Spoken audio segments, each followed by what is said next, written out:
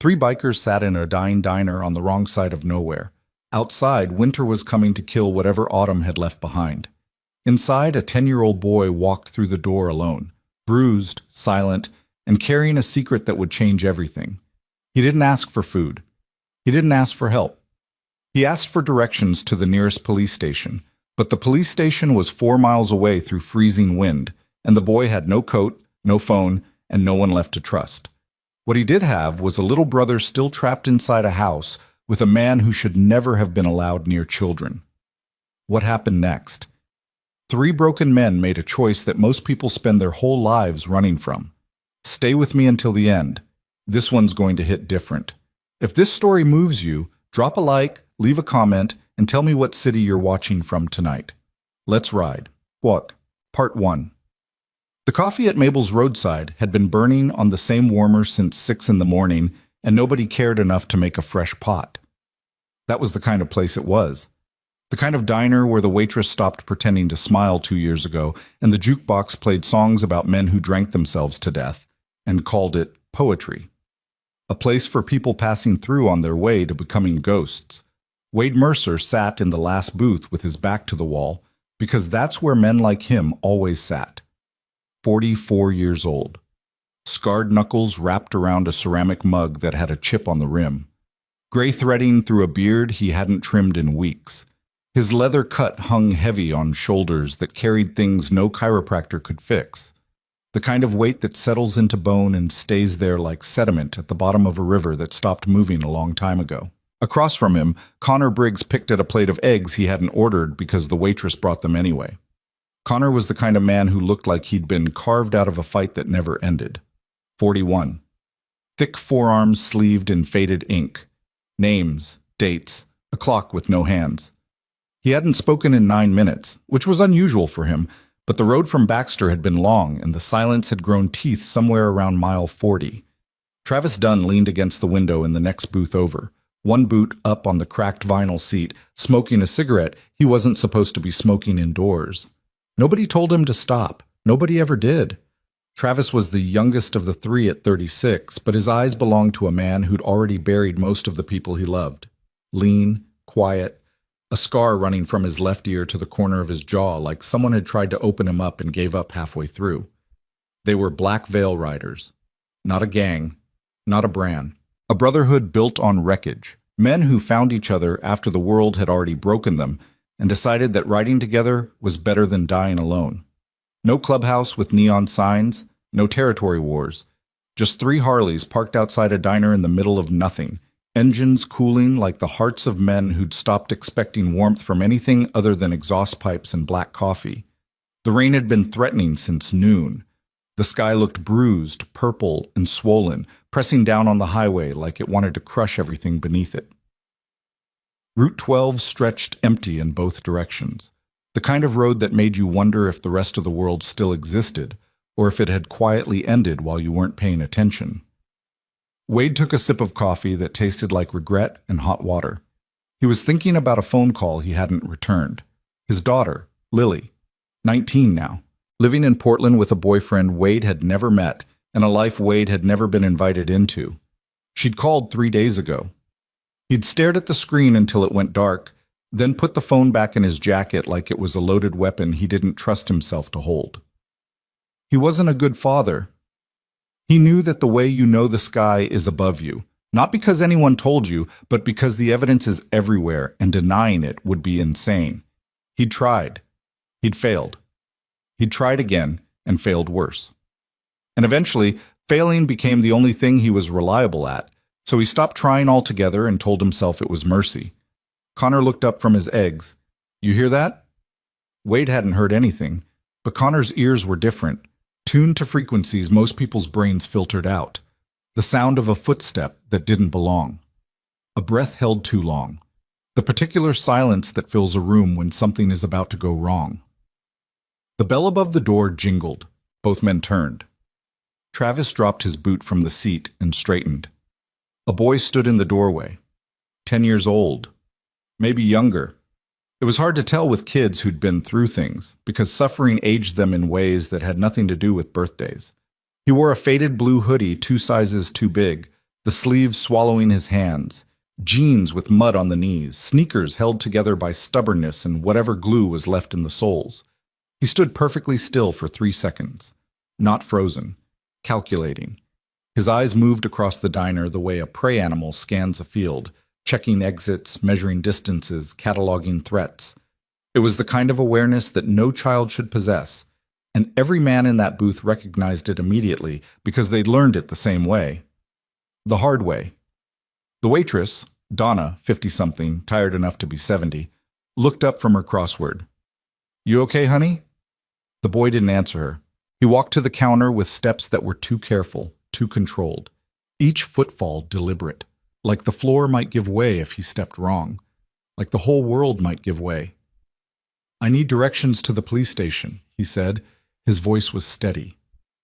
That was the thing that caught Wade's attention first. Not the bruise blooming purple and yellow along the boy's left cheekbone, not the way his right hand stayed pressed against his ribs like he was holding something broken in place, but the voice. Flat. Rehearsed. The voice of a child who had practiced this sentence in his head 100 times during a walk that must have taken over an hour in weather that was dropping toward freezing. Donna blinked. "The station? Sweetheart, that's all the way on Garrison. 4 miles at least. You walk here?" The boy said nothing. "Where's your mama?" Nothing. "Is someone coming to get you?" The boy's jaw tightened. A micro-expression that lasted less than a second, but Wade caught it because Wade had spent 20 years reading faces in rooms where reading them wrong meant bleeding. The tightening meant the question had teeth. It meant the answer was complicated in a way that complicated didn't begin to cover. "I just need directions," the boy repeated. Wade set his mug down. The ceramic made a small sound against the table that seemed louder than it should have been, like the diner itself was holding its breath. Connor was already watching Wade. They'd ridden together long enough that words were mostly decorative at this point. A look said more. A shift in posture said everything. And right now, Wade's posture had changed the way a dog's changes when it catches a scent on the wind. Subtle, but total. "Hey," Wade said. Not loud, not soft. The exact volume that crosses a room without bouncing off walls. "Come sit down." The boy looked at him. And in that look, Wade saw something that made his chest tighten in a way he hadn't felt in years. The boy wasn't scared of him. Kids who'd been hurt by men were always scared of men, except when they'd passed through fear and come out the other side into something worse, something that looked like calm but was actually the eye of a storm that hadn't finished destroying everything yet. The boy was past fear. He was in the territory of desperate purpose, and that was far more dangerous because it meant he'd already decided that whatever happened to him didn't matter as long as he completed the mission. And kids with missions like that always had someone they were trying to save. "I don't need to sit down," the boy said. "I need the police station." 4 miles in this cold with no jacket, Wade said. "Sit down, have something warm, then we'll figure it out." "I don't have money." "I didn't ask if you had money." The diner hummed with the sound of the failing neon sign above the counter and the static-laced country song bleeding from the jukebox like a wound that wouldn't close. Outside, the wind picked up. The first drops of rain hit the windows like small fists knocking. Travis lit another cigarette. The flame from his lighter illuminated his face for half a second. Sharp cheekbones, hollow eyes. The expression of a man who was listening to every word without appearing to listen at all. The boy sat down. Not in Wade's booth. At the counter, 2 stools away from the nearest person, which happened to be nobody. He sat the way soldiers sit in unfamiliar territory, perched on the edge, weight forward, ready to move. His hand stayed in his hoodie pocket. His eyes never stopped scanning. Donna brought him hot chocolate without asking. She set it down gently, the way you set things down near wounded animals. Slow, non-threatening, no sudden movements. The boy looked at it like it might be a trap. Then he wrapped both hands around it and held on, and his fingers were so cold and so small that Wade had to look away for a moment because something inside his chest was doing something he hadn't given it permission to do. Connor leaned across the table. "Wade, I see it. The bruise. I see it. And the ribs. He's guarding his right side." Wade nodded once, slow. The nod of a man assembling a picture from pieces he wished didn't fit together. Minutes passed. The rain thickened. The boy drank his hot chocolate in small sips, each one careful, rationed, like he wasn't sure when the next warm thing would come. Wade watched from the booth without staring, a skill learned from years of surveillance work he didn't talk about. In prison yards, he talked about even less. Then the boy did something that changed everything. He checked the window again. But this time, his expression cracked, just for a moment, just long enough for Wade to see behind the mask. And behind it was a terror so deep and so old that it couldn't possibly belong to a 10-year-old child. Except it did, because the world was exactly that broken, and Wade had always known it but chosen to ride past it at 80 miles an hour, because stopping meant feeling, and feeling meant remembering, and remembering meant drowning. Wade stood up. His boots were heavy on the tile floor, each step deliberate, not approaching like a threat, approaching like a man who understood that the space between him and this child was mined with invisible damage, and one wrong step would send the boy running back into the cold. He sat on the stool next to the boy. Not the adjacent one stool between them, enough distance to breathe, close enough to be heard without raising his voice. "What's your name?" The boy hesitated. Ethan. Ethan, I'm Wade." He didn't extend a hand. Kids like this didn't shake hands. Hands were weapons that just hadn't been used yet. "You walked here from where?" Ethan's grip tightened on the mug. "Sycamore Street." Wade knew the area. Not well, but enough. The part of town where streetlights died and nobody filed reports to get them fixed. Where houses sagged under the weight of neglect and the people inside them sagged under the weight of everything else. "That's almost 2 miles, Wade said. "I know how far it is. In this weather. I know what weather it is." The kid had a spine made of something harder than bone. Wade recognized it. The forced toughness of a child who had been the strongest person in his own house for longer than any child should have to be. "The police station is 4 more miles from here," Wade said. "You were going to walk 6 miles total." Ethan said nothing. His silence was an answer. "Why the police?" The boy's hand started trembling around the mug, not from cold, from the effort of keeping everything locked inside a body too small to contain it. Wade watched the tremor travel from his fingers to his forearms, watched the boy fight it down with a willpower that would have been impressive in a grown man and was devastating in a child. "My brother," Ethan said. Just those 2 words. But they came out like a door being kicked open in the dark. Sudden, violent, echoing. Wade felt Connor shift behind him. Travis's cigarette had stopped moving. "Your brother," Wade repeated. "Danny, he's 7. He's still in the house." Ethan's voice cracked on the word house. Cracked and then immediately rebuilt itself, because this boy had been rebuilding himself every single day, and he was so goddamn good at it that it was heartbreaking. "Gary won't let him leave. Gary won't let anyone leave." "Who's Gary?" "My mom's boyfriend." The sentence dropped into the diner like a stone into still water. Ripples spread. Donna stopped moving behind the counter. The jukebox song ended, and the next one didn't start, and for 3 full seconds, the only sound was the rain against the windows and the breathing of men whose blood had just changed temperature. "Gary hits your mom," Wade said. Not a question. Ethan's jaw tightened again. That same micro-expression. "He does worse than hit." Wade's right hand, resting on the counter, slowly closed into a fist. Not a threat. A containment mechanism. Something to hold the fury in so it didn't spill out and scare this boy who had already been scared by enough men to last a lifetime. "And Danny," Wade said carefully. "Does Gary?" "Danny is 7. Ethan's eyes finally met Wade's, and in them was something that Wade would carry for the rest of his life. The look of an older brother who had taken every blow he could take and absorbed every horror he could absorb and had finally run out of body to put between his little brother and the monster in their house. "I tried to stop him. I always try to stop him. But last night, he couldn't finish. He didn't need to." The diner was silent. The kind of silence that has mass, the kind that presses against your eardrums and makes you aware of your own heartbeat and the heartbeats of the men around you, and the terrible synchronization that happens when multiple people realize at the same time that something is very wrong and very urgent and very, very real.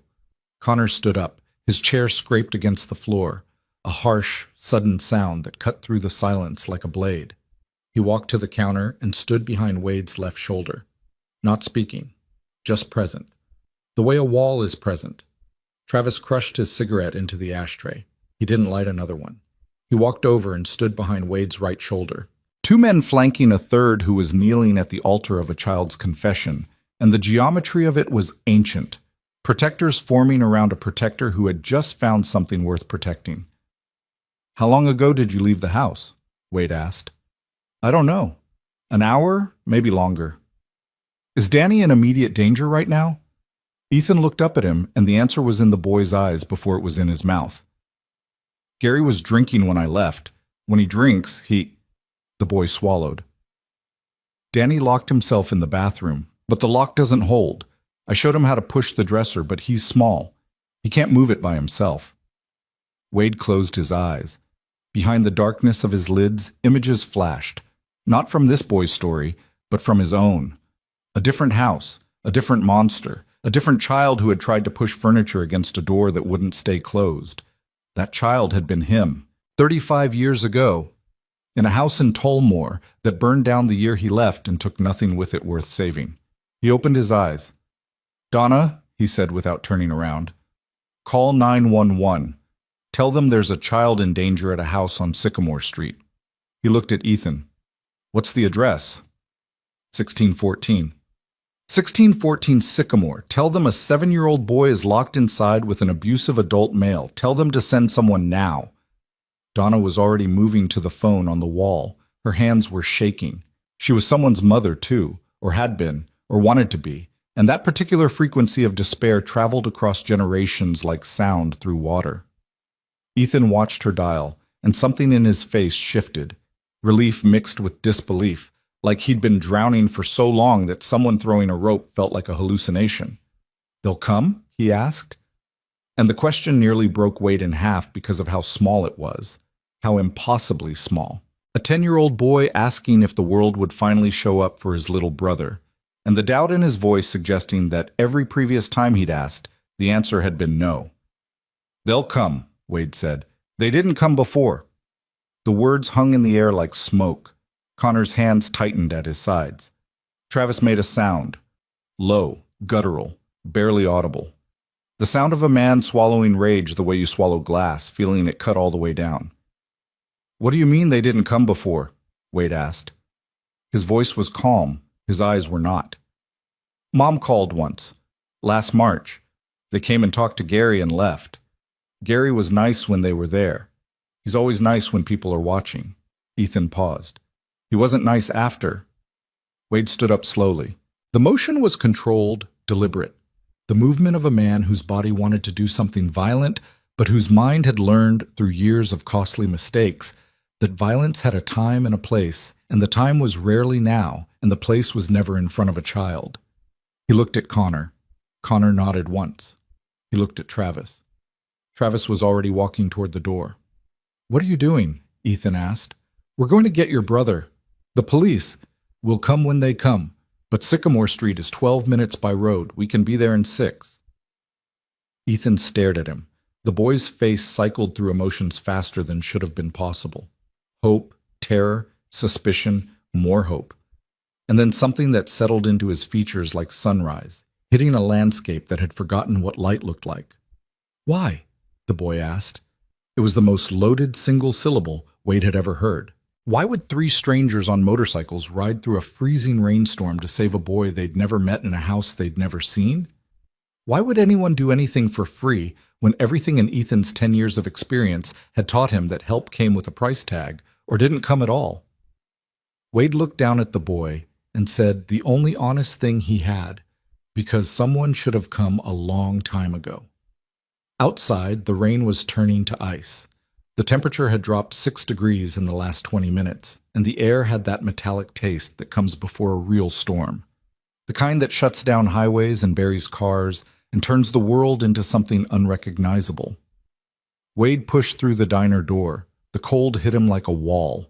Behind him, Connor and Travis moved in the formation they always moved in. Not planned, not rehearsed, just the muscle memory of men who had walked into bad situations together enough times that their bodies knew the choreography without being told. 3 Harleys sat in the gravel lot.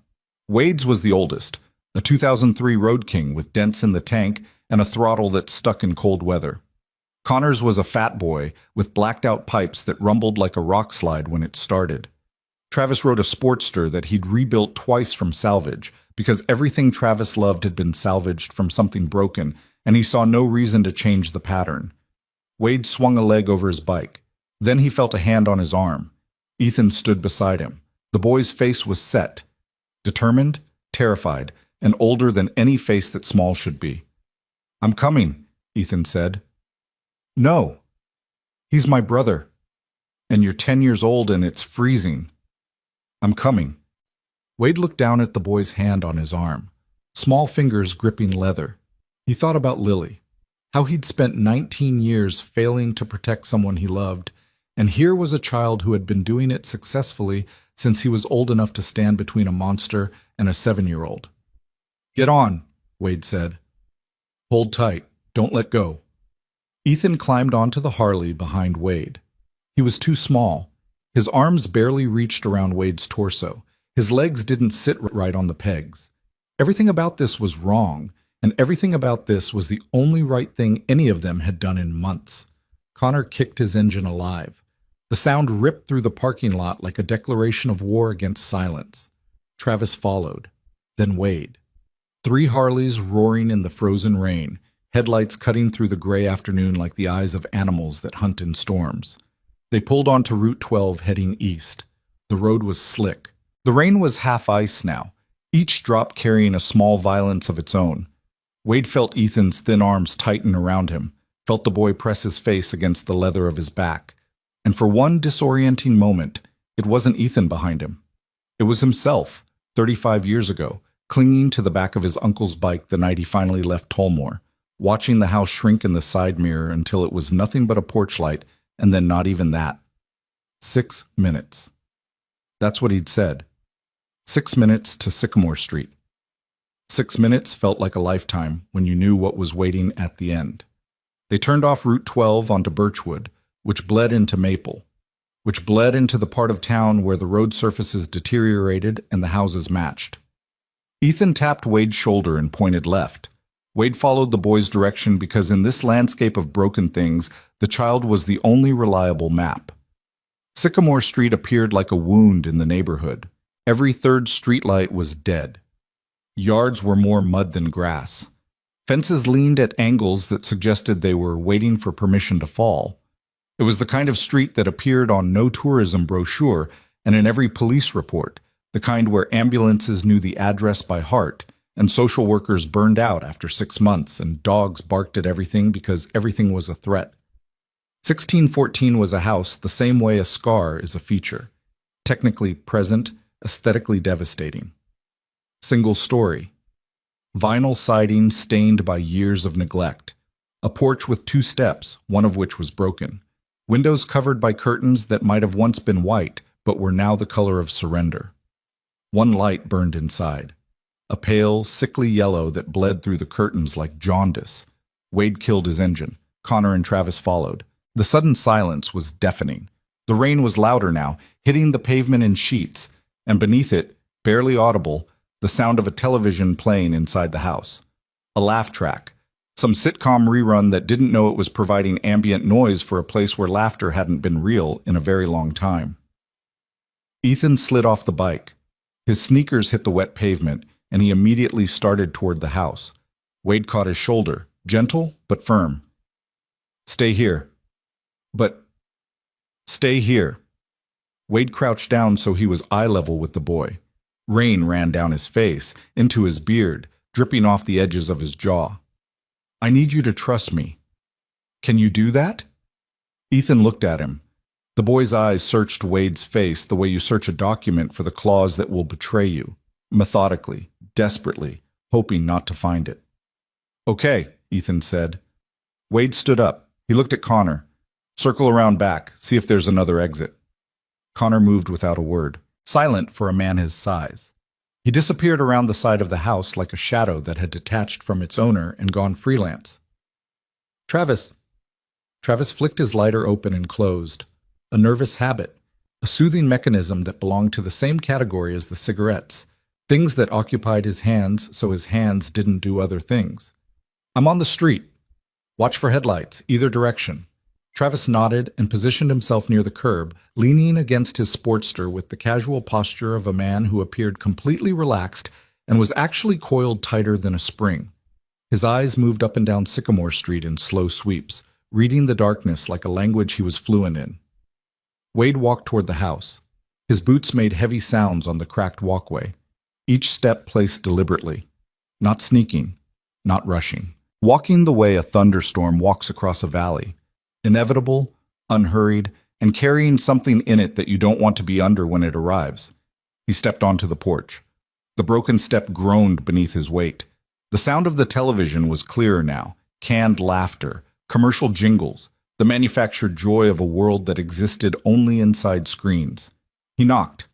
Not a polite knock, not a cop knock. The knock of a man who had come a long way and was not leaving without what he came for. Inside, the television volume dropped. Footsteps. A woman's voice, low, strained, the frequency of someone who spoke in whispers because volume brought consequences. The door opened 3 inches. A chain held it. A face appeared in the gap. Linda Vale. 34 years old, but the space around her eyes said 50. Thin. Brown hair pulled back in a way that wasn't a style, but a surrender. She wore a sweatshirt with a stain near the collar, and her left eye carried the particular puffiness that came from crying or being hit or both, and Wade knew without asking that it was both. "Can I help you?" she said. The politeness was armor. Thin armor, cracking at the edges, but she wore it because manners were the last thing between her and complete collapse, and she clung to them the way drowning people cling to debris.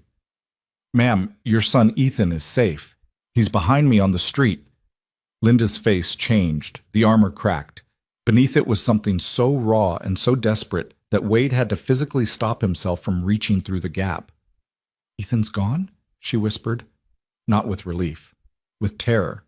Because in her world, gone meant consequences, and consequences meant pain, and pain meant, "Who the hell is it?" The voice came from deeper inside the house. Male. Heavy. The kind of voice that took up space in a room the way smoke does, filling every corner, making it harder to breathe. And somewhere behind that voice, behind walls and doors, and a bathroom lock that didn't hold, a 7-year-old boy was waiting for someone who might never come. Wade's hands hung at his sides, his heart beat steady. The rain fell harder, and inside the house on Sycamore Street, a floorboard creaked under the weight of a man walking toward the door. The floorboard creaked again. Heavier this time, closer. Linda's face didn't turn toward the sound, but her body did. A flinch so practiced it had become posture, the involuntary geometry of a woman whose nervous system had been rewired by years of proximity to violence. Her shoulders drew inward, her chin dropped 1/2 inch. Her hand on the door edge tightened until the knuckles went the color of old paper. Wade didn't move. The door jerked open from behind Linda. The chain snapped taut, held, and then a thick hand reached around the frame and unlatched it, with the casual authority of a man who owned every lock in the house and the people behind them. Gary Holt filled the doorway. 6'1", 220, maybe 230, most of it packed across his chest and shoulders in the way that comes not from a gym, but from the kind of physical work that doubles as aggression. 40 years old, with the complexion of a man who drank more water in his beer than from a glass. Stubble. Small eyes set deep under a heavy brow. A mouth that looked like it had been designed for 2 expressions, impatience and cruelty, and was currently cycling between both. He wore a stained thermal shirt and jeans, no shoes, and he held a can of beer in his left hand with 2 fingers looped through the top like a ring he'd married. His eyes moved from Wade to the street behind him, registered the motorcycles, registered Travis standing by the curb, registered Ethan standing beside the Harley in the rain, small and soaked and trembling. Then his eyes came back to Wade, and something in them recalculated. Not fear. Men like Gary didn't feel fear the way normal people did. They processed threats the way predators do, through a lens of territorial math. Could he win? Could he dominate? Could he make this go away before it became inconvenient? Help you? Gary said. His voice was the kind that sounded polite on the surface, the way a frozen lake looks solid, convincing until you step on it and everything beneath is black and cold and deep enough to swallow you whole. I'm here about the boy, Wade said. What boy? The one inside your house. Gary's eyes narrowed. He took a sip of beer, slow, performative. The sip of a man who wanted you to know he wasn't bothered, which meant he was. Ethan run off again? Kid does that? Got problems? Behavioral shit? His mama can tell you. Wade looked past Gary at Linda. She stood 2 steps behind him, hands clasped in front of her body, eyes aimed at the floor. She hadn't spoken since Gary opened the door, and the completeness of her silence told Wade more than any sentence could. She had been edited out of her own house. She existed in it the way furniture exists, present, functional, and expected not to have opinions. I'm not talking about Ethan, Wade said. I'm talking about Danny. The name landed differently. Wade watched it hit, watched Gary's jaw shift a 1/4 inch to the left, watched his grip adjust on the beer can, watched the pupils contract in those small, deep-set eyes, a biological reaction to a threat stimulus that no amount of practiced calm could override. Danny's asleep, Gary said, at 4 in the afternoon. Kid naps.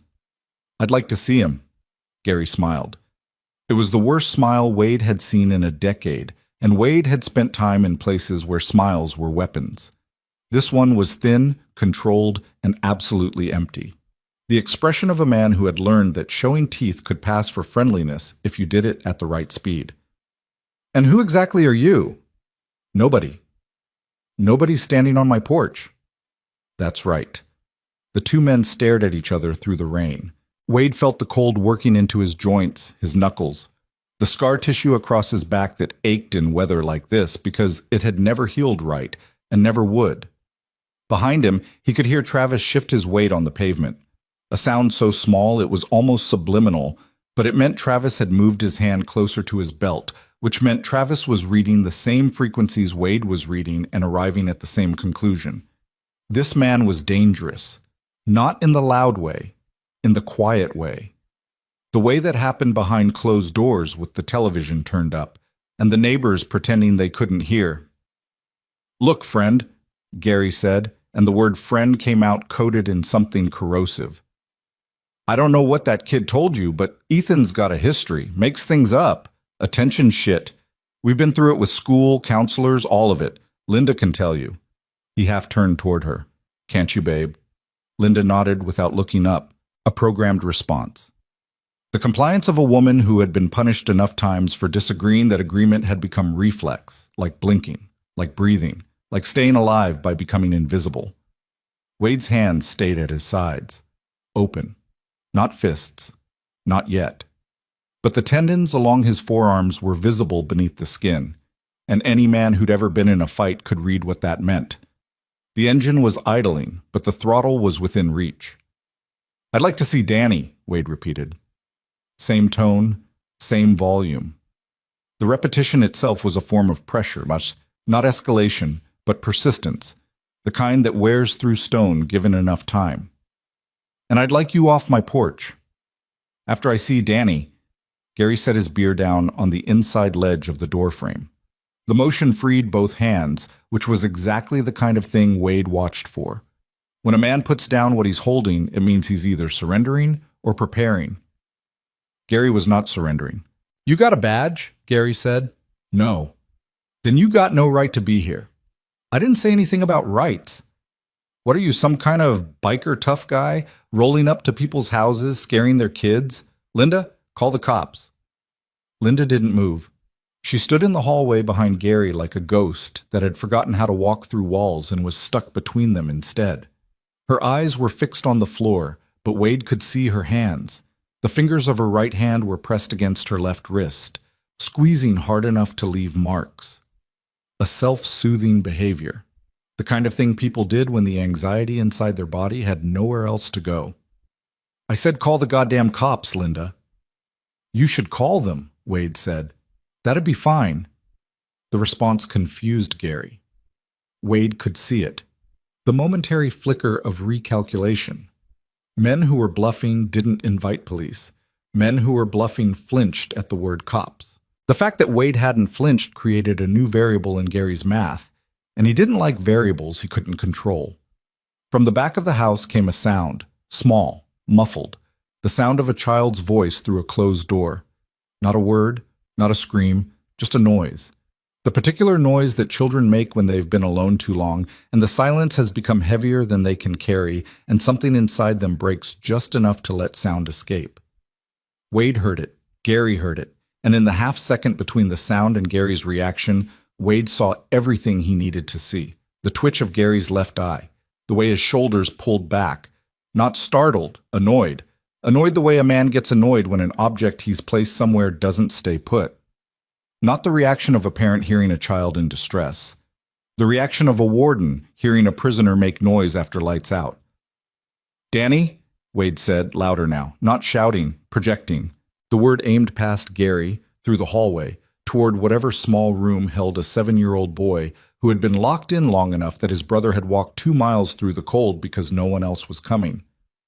"Lower your voice," Gary said. The pretense was slipping. The friendly mask had cracked along the same fault lines that always cracked first. The mouth, where the smile went rigid, and the eyes, where something territorial and mean surfaced like a fish in dark water. "Danny," Wade said again. A door rattled somewhere deep in the house. A small, desperate sound. The sound of small hands pushing against something too heavy, something that had been pushed against the door from the outside, not the inside. Because Ethan had told him the lock didn't hold, and a 7-year-old couldn't move the dresser alone. Something had been barricading that door. And it wasn't Danny who had put it there. Wade felt the understanding arrive like cold water filling his chest. Not the lock. Not a lock at all. Something placed against the door, trapping the child inside. He looked at Gary and saw a man who had locked a 7-year-old in a room and gone back to his beer and his sitcom reruns, and the woman he kept like furniture, and the rage that rose in Wade's body was so total and so absolute that it frightened him. Not because he couldn't control it, but because for a moment, one bright, terrible moment, he didn't want to. Connor appeared at the back corner of the house. He stood in the rain with water running down his bald head, and his arms hanging loose, and his face carrying an expression Wade had only seen 3 times in their years riding together. The expression Connor wore when he'd found something that made him want to break things that couldn't be put back together. Connor held up one finger, then pointed toward the back of the house.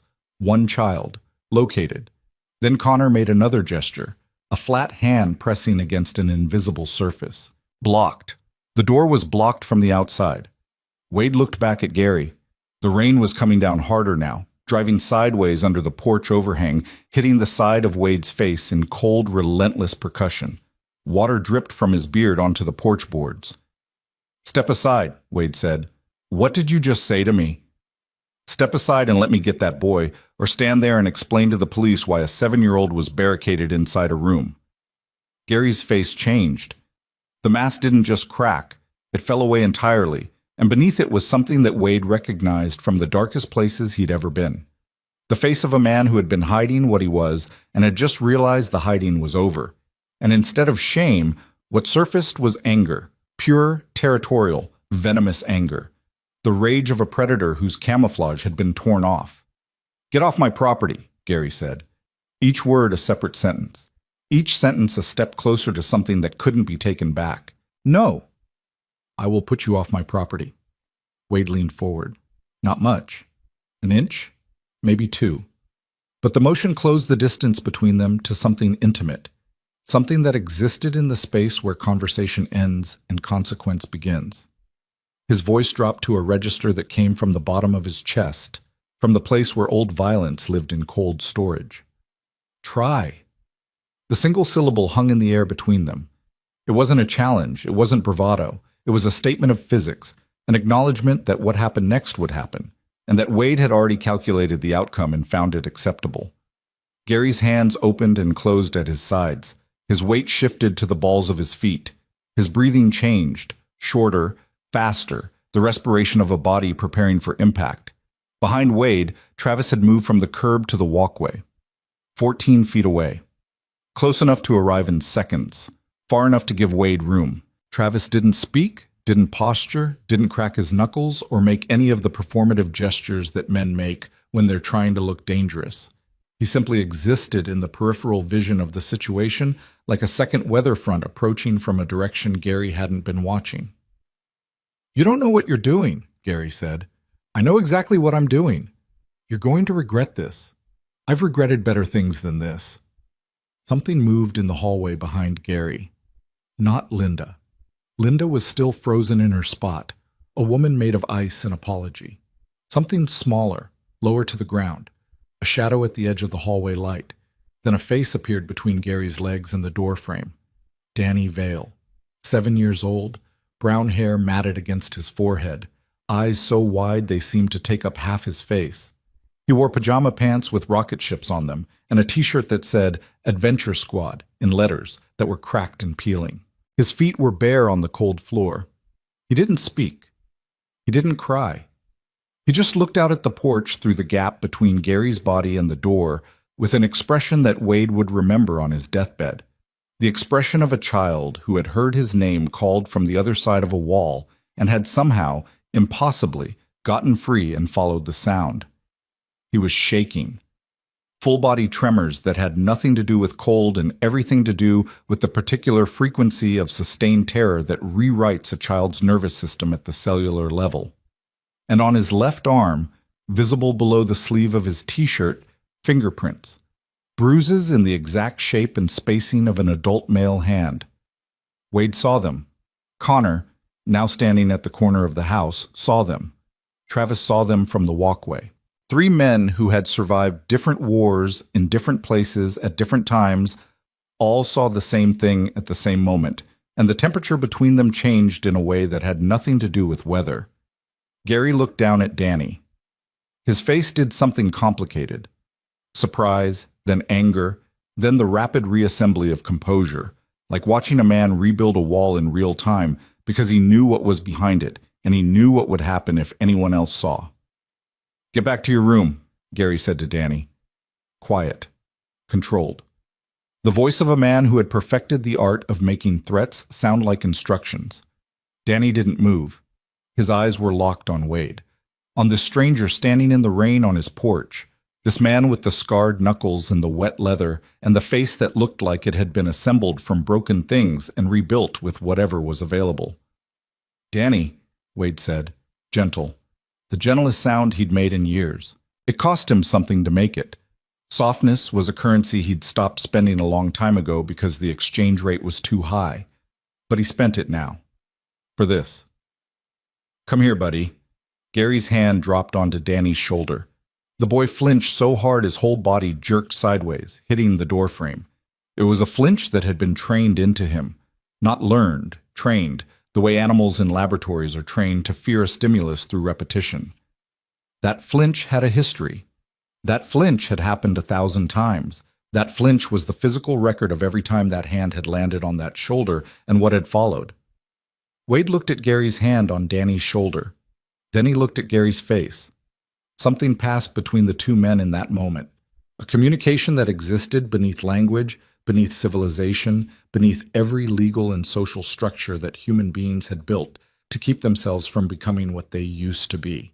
It was the oldest conversation in the world, the one between a man protecting something and a man possessing something, and the fundamental disagreement about which of those things the child was.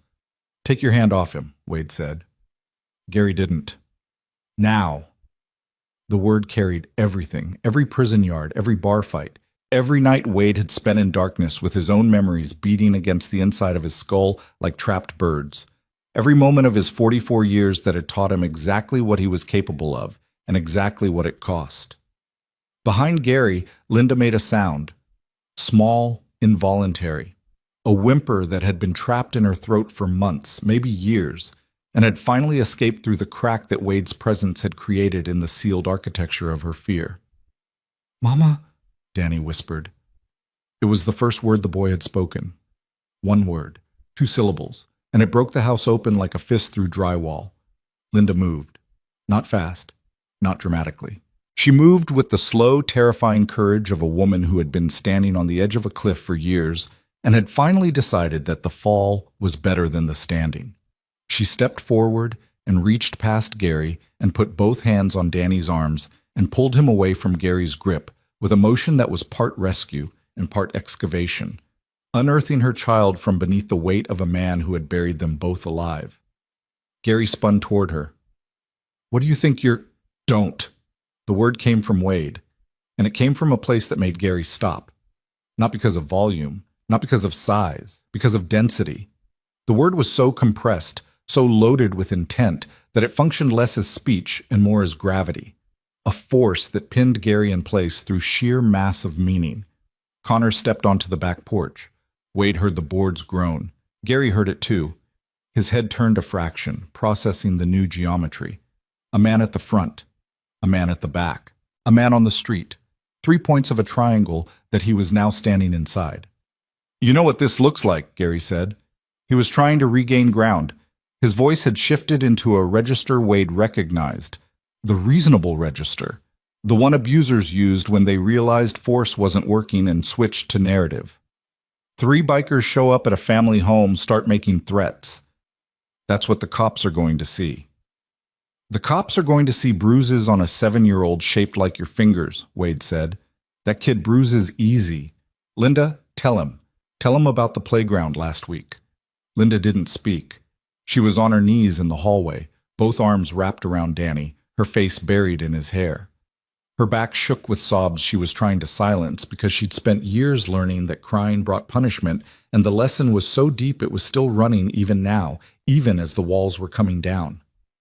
"Linda," Gary's voice sharpened, a command disguised as a name, the verbal equivalent of a yank on a leash. "Tell him." "She doesn't have to tell me anything," Wade said. "The boy's arm is telling me plenty." Gary took a step toward Wade. Travis was at the bottom of the porch steps before the step was finished. He didn't run. He materialized. One moment at the curb, the next standing 3 feet from the base of the porch, his lean frame angled slightly forward, his lighter still in his right hand, his eyes fixed on Gary with an expression that communicated nothing personal and everything terminal. Wade held up one hand toward Travis without looking back. A signal. "Not yet." "Hold." Travis stopped, but he didn't step back. He occupied the space he'd claimed and stayed there, breathing steam into the freezing air, a scar-jawed sentinel who had arrived at his post and would not be leaving it. "Here's what's going to happen," Wade said. His voice was calm in the way that the eye of a hurricane is calm, a temporary stillness surrounded on all sides by devastation. "That boy is going to walk out this door. His mother is going to walk out this door, and you're going to stand here and let it happen." "Or what?" Wade let the question hang, let the silence answer it, let Gary's imagination fill in the blanks with whatever his survival instinct could generate, because the truth was that what Wade would do was less frightening than what Gary could picture, and the human mind has always been its own worst torturer. "Dad?" The voice came from outside, from the street, small, shaking. "Ethan." The boy had come closer. He stood at the edge of the yard, 15 feet from the porch, soaked through to his bones, his faded blue hoodie plastered against his thin frame, his hands clenched at his sides. He wasn't looking at Gary. He was looking at his mother through the open door. "Mom," Ethan said, "please." The word please contained an entire childhood, every night listening through thin walls, every morning cleaning up what the night had broken, every afternoon walking his little brother to school and making up stories about where the bruises came from. Every hour of every day spent being the adult in a house where the adults had either become monsters or been consumed by them. Linda lifted her face from Danny's hair. She looked through the doorway at her older son standing in the rain, and something in her expression shifted. A tectonic movement, slow and deep, the kind that precedes either an earthquake or a new continent. She stood up. Danny clung to her leg. She reached down and lifted him, all 45 pounds of him, onto her hip with the strength that mothers find in the places where physics and love intersect. She turned toward the door. Gary blocked it. Not dramatically. He simply didn't move. His body in the doorway was a wall, and his eyes on Linda were locks, and his silence was the same silence that had kept her in this house for 3 years. The silence that said what silence always says in houses like this. You know what happens if you walk through that door. Linda stopped. The whole night stopped. Rain hammered the porch roof. Connor stood at the back corner, arms crossed, watching through a window. Travis held his position at the steps. Ethan stood in the yard like a small, soaked statue of everything that had been stolen from him. And Wade stood 2 feet from Gary Holt on a porch that felt like the edge of the known world, and the distance between them was measured not in inches, but in what would happen next. "Linda," Wade said, without taking his eyes off Gary. "Walk toward my voice." She took 1 step. Gary's arm moved, not toward her, but outward, blocking the door frame like a toll gate. "You walk out that door, you don't come back. You hear me? You got nothing. No money, no car, nothing. You walk out, and you're done." "She's already done," Wade said. "I'm not talking to you." "I know. That's why she's still standing there. Because you've been the only voice in her life for 3 years, and she's forgotten what other voices sound like." Wade paused. "Linda, other voices exist. Walk toward mine." Something in Gary's posture changed. A micro shift. The kind of change that happens in the half second before a man decides to swing. Weight dropping into the back foot, shoulder dipping, hand opening. Wade had seen this exact reconfiguration in hundreds of men across decades of bad rooms and worse decisions, and his body responded before his mind finished cataloging it. His weight centered, his hands came up to chest height, and his eyes locked onto Gary's collarbone because that's where you watched when you needed to see the punch before it happened. Gary's fist came. Wide, sloppy. The punch of a man who had spent years hitting people who didn't hit back, and had therefore never learned to hit people who did. It was the kind of swing that worked on women and children and drywall and nothing else.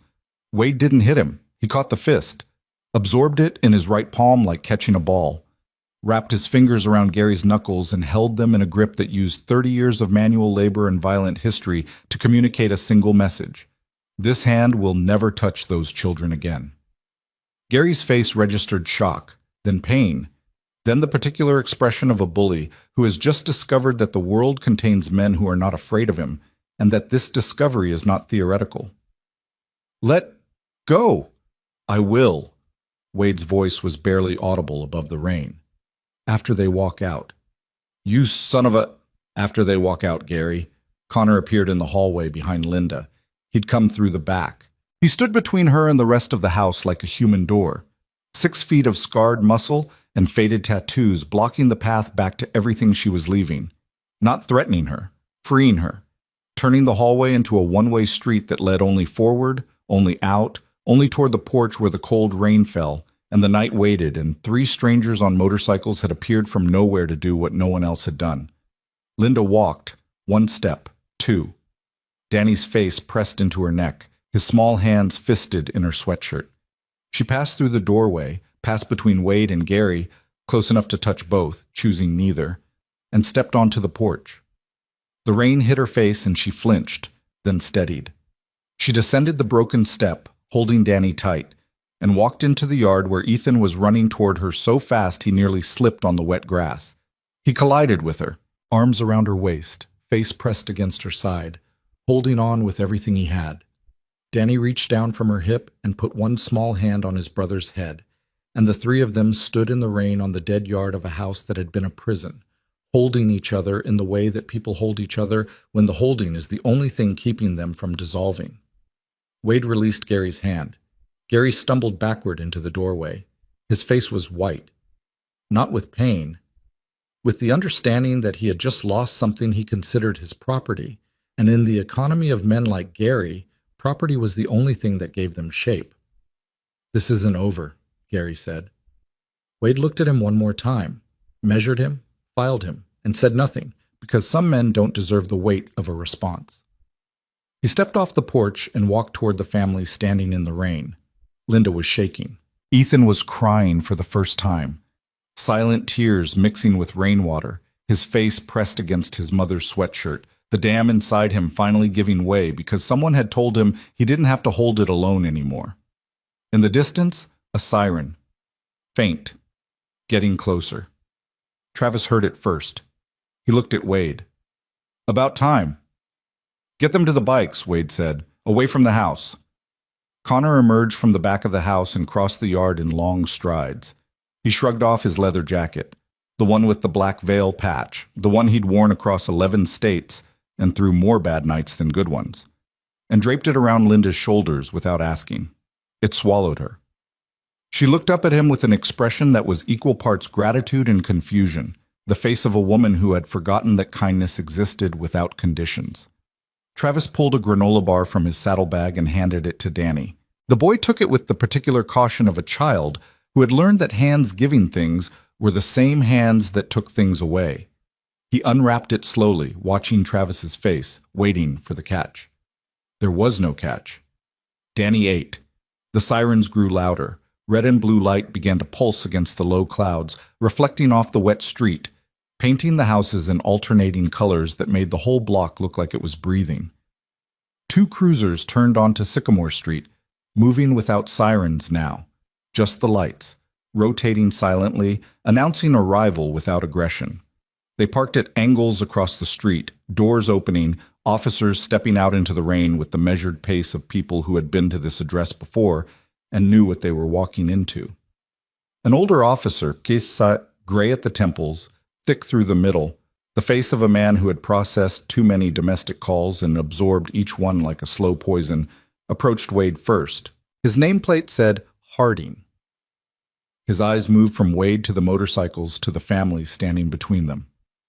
You the one who called? The waitress at Mabel's called. I'm the one who came. Harding looked at the house. Gary had retreated inside. The door was closed. The pale yellow light still bled through the curtains. He's inside?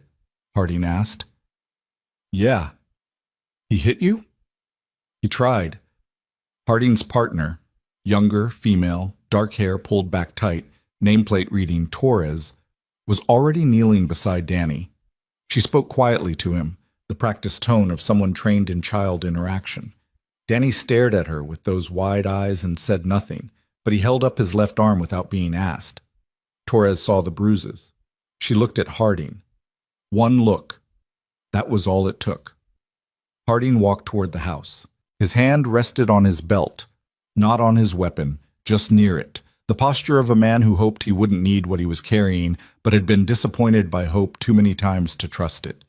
He knocked on the door of 1614 Sycamore Street, and the sound echoed through the rain like the opening beat of something that had been waiting years to begin.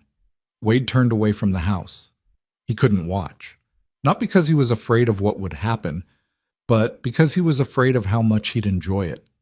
That darkness lived in him still. The part that didn't want justice.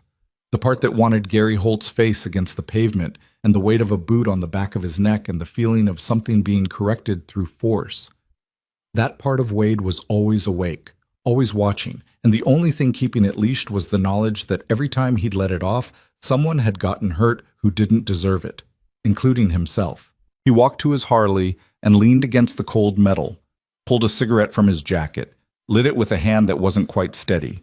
Connor stood beside him, not speaking, watching the police at the door, watching the rain, then quietly, "You good?" Wade exhaled smoke into the night air. "No. Me neither." They stood there, 2 men who had no business being heroes leaning against motorcycles they'd ridden down roads that led nowhere, smoking in the rain outside a house where a monster was being dragged into the light, and neither of them felt victorious. They felt tired. The specific tiredness of men who had spent their lives running from their own damage and had just spent the last hour standing face to face with someone else's and recognizing it like a reflection. Ethan appeared beside Wade's bike. The boy's face was different now. Not calm, not relieved, but something between. Unburdened.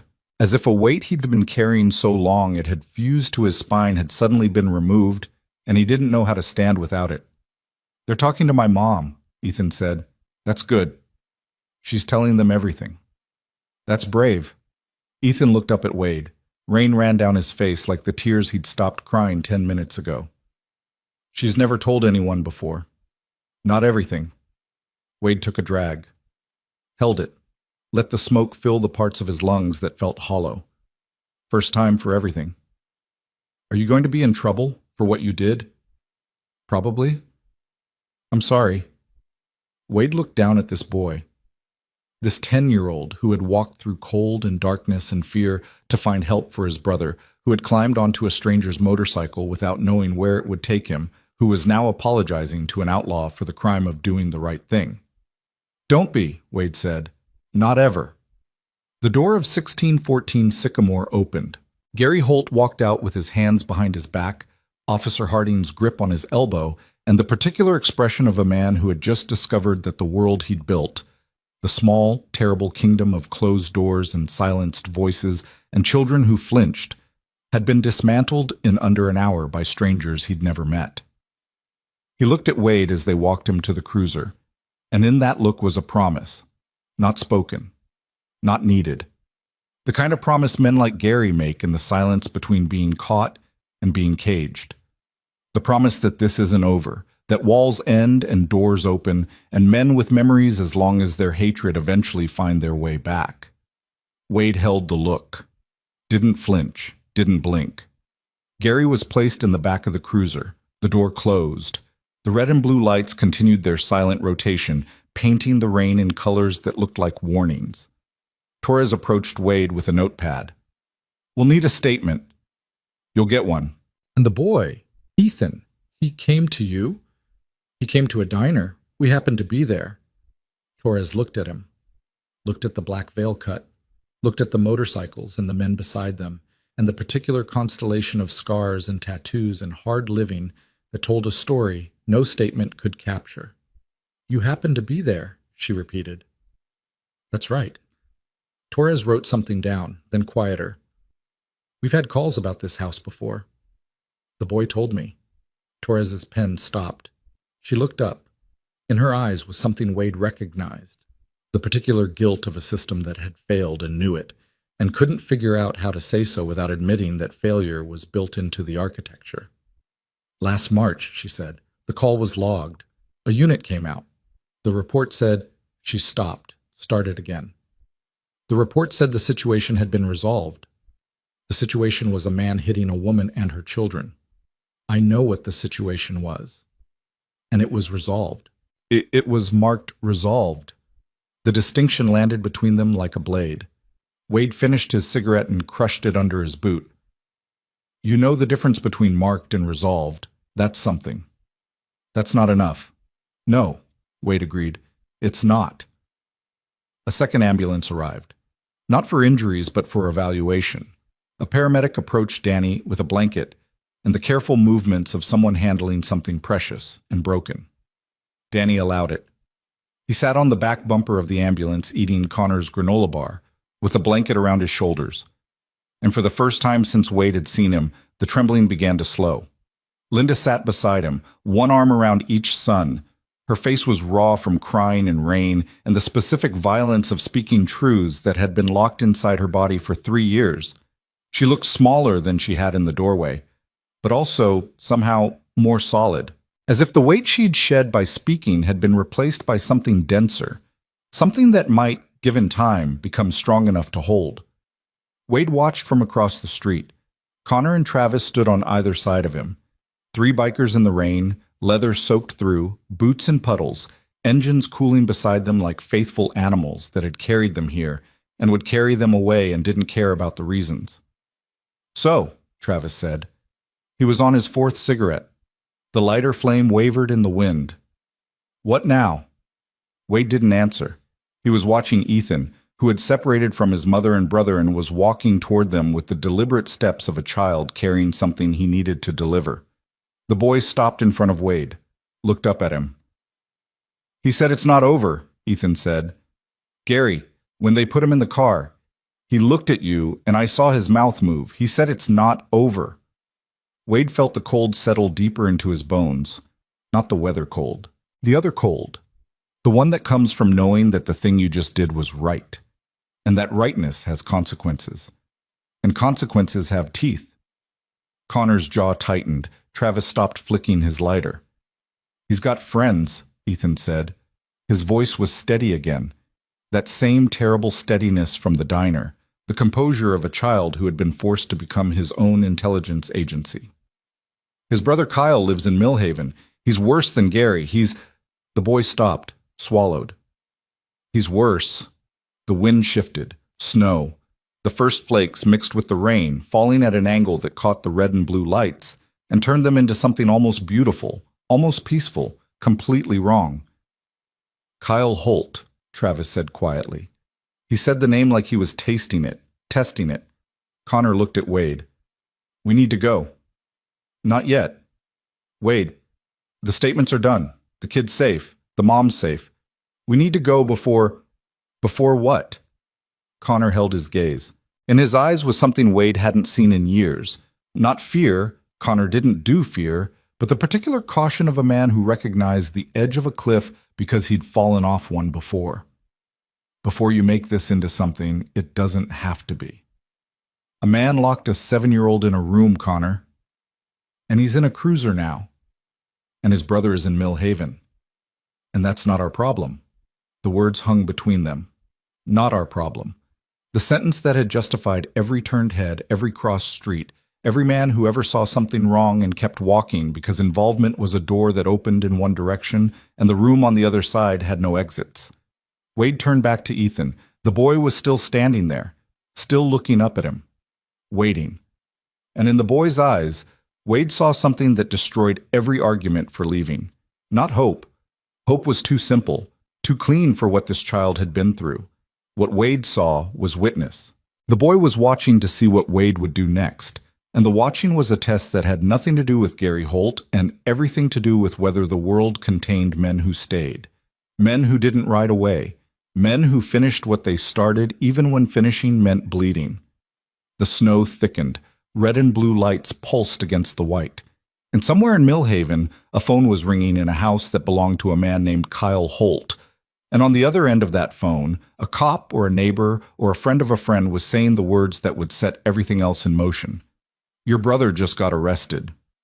Wade looked at Connor, looked at Travis, looked at the boy. We're not leaving, he said.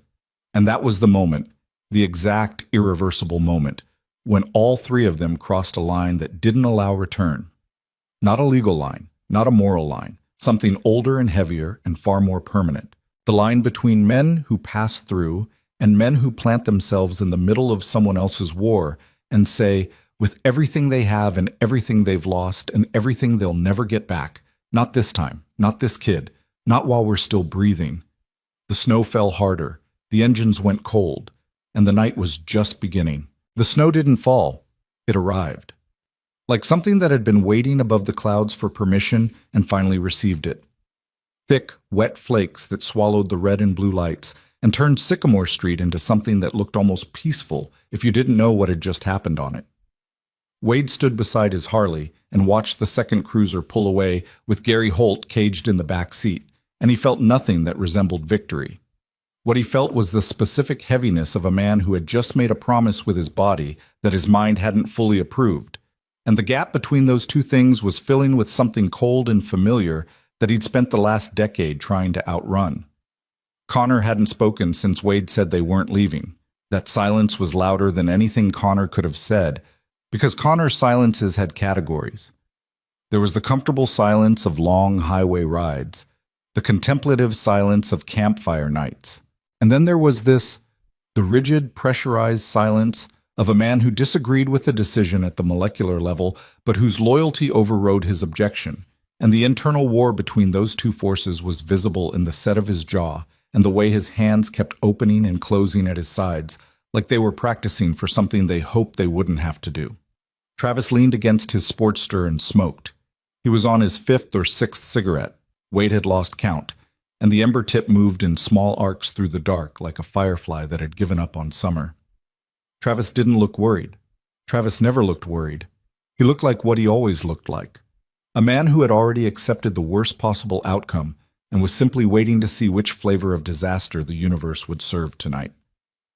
The ambulance carrying Linda and the boys pulled away from the curb. Its lights were off. No sirens. Just taillights disappearing into the snowfall like two red eyes closing. Ethan's face appeared in the rear window for a moment, pale, small, looking back at Wade through the glass and the snow and the growing distance between them. And then it was gone. Torres gave me the motel info, Wade said. County's putting them up at the Pinecrest off Route 4 for the night. Maybe longer. Connor finally spoke. And then what? Then we make sure they get through the night. We're not bodyguards, Wade. No, we're worse. We're the only ones here. Connor pushed off his bike and took 2 steps toward Wade. Close. Closer than men stood when they were having a casual conversation. The distance of confrontation, of reckoning. Snow collected on his bald head and melted against the heat of a skull that was running hotter than usual. I followed you to that house, Connor said. I stood in the rain. I walked through that man's back door without an invitation, and I'd do it again because what was happening to that kid was wrong and stopping it was right. But what you're talking about now is different. How? Because Gary Holt is in custody. The system has him. The mother's talking. The kids are safe. The kid said Kyle Holt is worse than Gary. The kid is 10. The kid has been living in a war zone for 3 years. His intelligence is better than ours. Connor's nostrils flared. A single sharp exhale through his nose that sent twin plumes of steam into the frozen air. You're projecting. The word landed like a slap. Wade's jaw tightened. His eyes, which had been steady all night, steady through the confrontation with Gary, steady through the standoff on the porch, steady through every moment that should have broken a lesser man's composure, flickered. Just once. A microfracture in the facade that Connor caught because Connor had been watching Wade crack and rebuild for 12 years and knew every fault line by heart. Say that again, Wade said quietly. You heard me. I heard you. I'm giving you a chance to pick different words. You're not seeing Ethan. You're seeing yourself, Tulmore. That house. Your old man. The silence that followed was the kind that has edges. Wade's right hand curled slowly into a fist, not a threat aimed at Connor, but a containment mechanism, a way to keep what was inside from spilling out. Because Connor was right. Connor was exactly right. And being exactly right was the most dangerous thing a friend could be because it meant the armor had been breached and the wound beneath was still bleeding after 35 years. Tulmore. The name alone was enough to shift the temperature inside Wade's chest. A town in eastern Ohio that probably didn't exist on any map anymore. A house with green shutters that he could still see when he closed his eyes. A father whose hands smelled like motor oil and bourbon, and who used those hands the way Gary Holt used his, casually, efficiently, the way a man uses any tool he's comfortable with. Wade had been 8 the first time, 10 the last time. Somewhere in between, he'd learned to sleep with his shoes on because shoes meant you could run, and running meant you might survive, and survival meant you could keep going until you found somewhere that didn't hurt. He never found it. He just learned to ride fast enough that the hurt couldn't keep up. We're not doing this, Wade said. Not here. We're doing it right here, because in about 10 minutes you're going to get on that bike and ride towards something that could get us killed or locked up. And before that happens, I need to know that the man making that decision is making it for the right reasons. The right reasons. Wade's voice had dropped into that low register, the one that came from the basement of his chest where old rage lived. A 7-year-old with handprints on his arm. That's the right reason. A 10-year-old who walked 2 miles in the freezing cold because every adult in his life either hurt him or failed him. That's the right reason. A woman who hasn't spoken her own name out loud in 3 years because the man sleeping next to her taught her that silence was the only safe sound. Those are the right reasons, Connor. Every single one of them. Connor held his gaze. Snow fell between them. The streetlight above buzzed and flickered, casting their shadows in stuttering patterns on the wet pavement. And Kyle Holt? Connor said. What do we actually know about Kyle Holt? We know Ethan's afraid of him. Ethan's afraid of everything. No. Wade shook his head. That kid isn't afraid of anything. That's the problem. He's so far past afraid that he's operating on pure survival math. When a kid like that tells you someone is worse than the man who's been beating him and his brother, you listen. Because he's not guessing. He's reporting. Travis crushed his cigarette under his boot and pushed off his Sportster. He walked over and stood equidistant between Wade and Connor, not choosing a side, occupying the neutral space. I know the name, he said. Both men looked at him. Kyle Holt, Millhaven, runs a chop shop off Palmer Road. Or did, couple years back. I bought parts from a guy who bought parts from him. Heard things. What things? Wade asked. Travis pulled out another cigarette. Took his time lighting it. The flame illuminated his face, the scar, the hollow cheeks, the eyes that were doing something complicated behind their usual stillness. The kind of things you hear about men who don't have limits. Guys who worked with him said he enjoyed the work too much. Not the money. The work. Disassembling things. Travis paused. The cigarette between his lips moved up and down as he spoke. Not just cars. The implication hung in the frozen air like an icicle waiting to fall. Connor closed his eyes. Held them closed for 3 full seconds. When he opened them, something had shifted. Not agreement, not yet, but the resistance had changed shape. It was no longer a wall. It was a question. "What's the play?" Connor asked.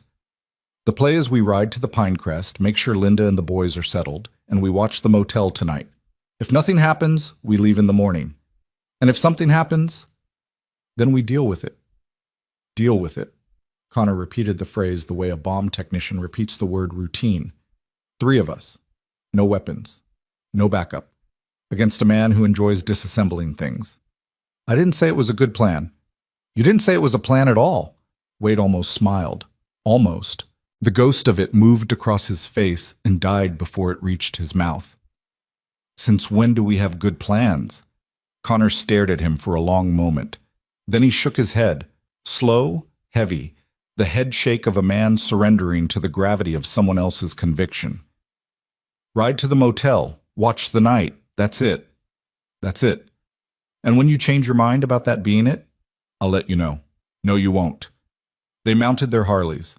3 engines firing in sequence. Wade's Road King coughing twice before catching. Connor's Fat Boy rumbling to life like a sleeping animal disturbed. Travis's rebuilt Sportster ticking over with the precision of a machine that had been loved back from the dead. The ride to the Pinecrest took 14 minutes. Route 4 was a narrow 2-lane that cut through industrial nothing. Warehouses, a dead lumberyard, a shuttered gas station with a sign that said, "Back in 5 minutes," in letters so faded they might as well have said goodbye. Snow accumulated on the road's shoulders, turning the margins white, while the center remained black and wet and endless. Wade rode point. Ethan's face stayed in his mind, that last glimpse through the ambulance window. The look of a child who had been rescued and was still waiting for the rescue to be revoked because everything good in his life had come with an expiration date, and he had no evidence that this time was different. The Pinecrest Motel materialized through the snow like a prophecy of decline. Single story. 12 rooms. A neon sign with 2 dead letters that turned Pinecrest into PI_EC_EST, which sounded like something you'd fail in a medical exam. The parking lot held 4 cars, an ambulance that was just pulling away, and a county social services sedan with a dent in the fender. They parked at the far end of the lot, away from the office, away from the rooms. 3 Harleys in a row, engines ticking as they cooled, exhaust heat rising into the snowfall like small, surrendered ghosts. Wade killed his engine and sat. Listened. The motel was quiet in the particular way cheap motels are quiet. The silence wasn't absence of sound, but the presence of sounds that were trying to be invisible. A television through a thin wall. A cough. The distant rattle of plumbing that should have been replaced a decade ago. Room 7. Torres had said room 7. The light was on behind drawn curtains. A shadow moved inside. Linda, probably. Or maybe the social worker, shapes behind cheap fabric, living their crisis in the orange glow of a 40-watt bulb. "I'll take first watch," Travis said. He hadn't been asked. He simply stated it the way he stated most things, as fact, delivered flat, without negotiation. He dismounted and walked to a concrete parking barrier where he sat down, lit a cigarette, and became part of the architecture. A lean, scar-jawed fixture in the snowy dark, watching the road and the parking lot and the spaces between cars where threats like to hide. Connor pulled a flask from inside his cut, took a pull, didn't offer it. "I'll spell you in 3 hours. too, Travis said. You sleep like the dead. 3 hours and you won't wake up for a war. I've woken up for worse. Not sober. A door opened. Room 7. All 3 men went still. The kind of stillness that lives in the space between hearing a sound and identifying it. Pregnant, absolute, charged with the possibility of violence. Ethan stepped out. He'd changed clothes. Someone had given him a gray sweatshirt too big for him and sweatpants that pooled around his ankles. His feet were in socks, no shoes. He stood on the concrete walkway outside the room and looked at the parking lot and found exactly what he was looking for. He walked toward them. Linda appeared in the doorway behind him. Ethan, get back! Then she saw the motorcycles, saw the men. Her hand went to the doorframe, gripping it.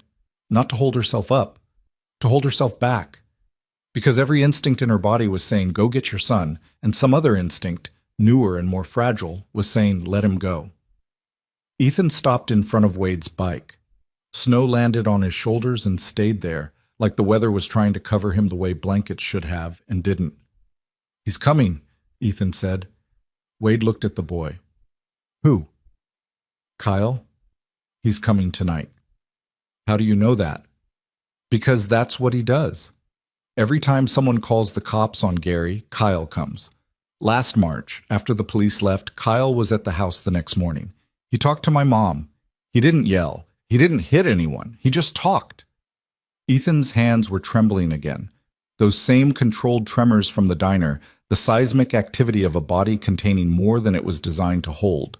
And after he talked, my mom called the police back and told them she'd made a mistake. She told them Gary never touched her. She said she fell. The snow kept falling. The motel sign buzzed. Somewhere inside room 7, Danny was probably sleeping or trying to sleep, or lying awake in a bed that wasn't his, listening for sounds that meant danger, the way other children listened for sounds that meant mourning. What did Kyle say to her? Wade asked. Ethan looked at the ground, his sock feet on the cold concrete, his breath coming in small clouds that dissolved before they got anywhere. He told her that he knew where Grandma lived, in Carver. He said the name of the street. He said the house number. He said what time Grandma takes the dog out in the morning. Wade's hands, resting on his handlebars, went still, completely still. The kind of stillness that precedes either total control or total loss of it. He didn't yell, Ethan repeated. That's the part that scared my mom the most. He just knew things. He knew everything about us. Where I went to school. What time Danny's bus came. What route my mom drove to work. The boy looked up.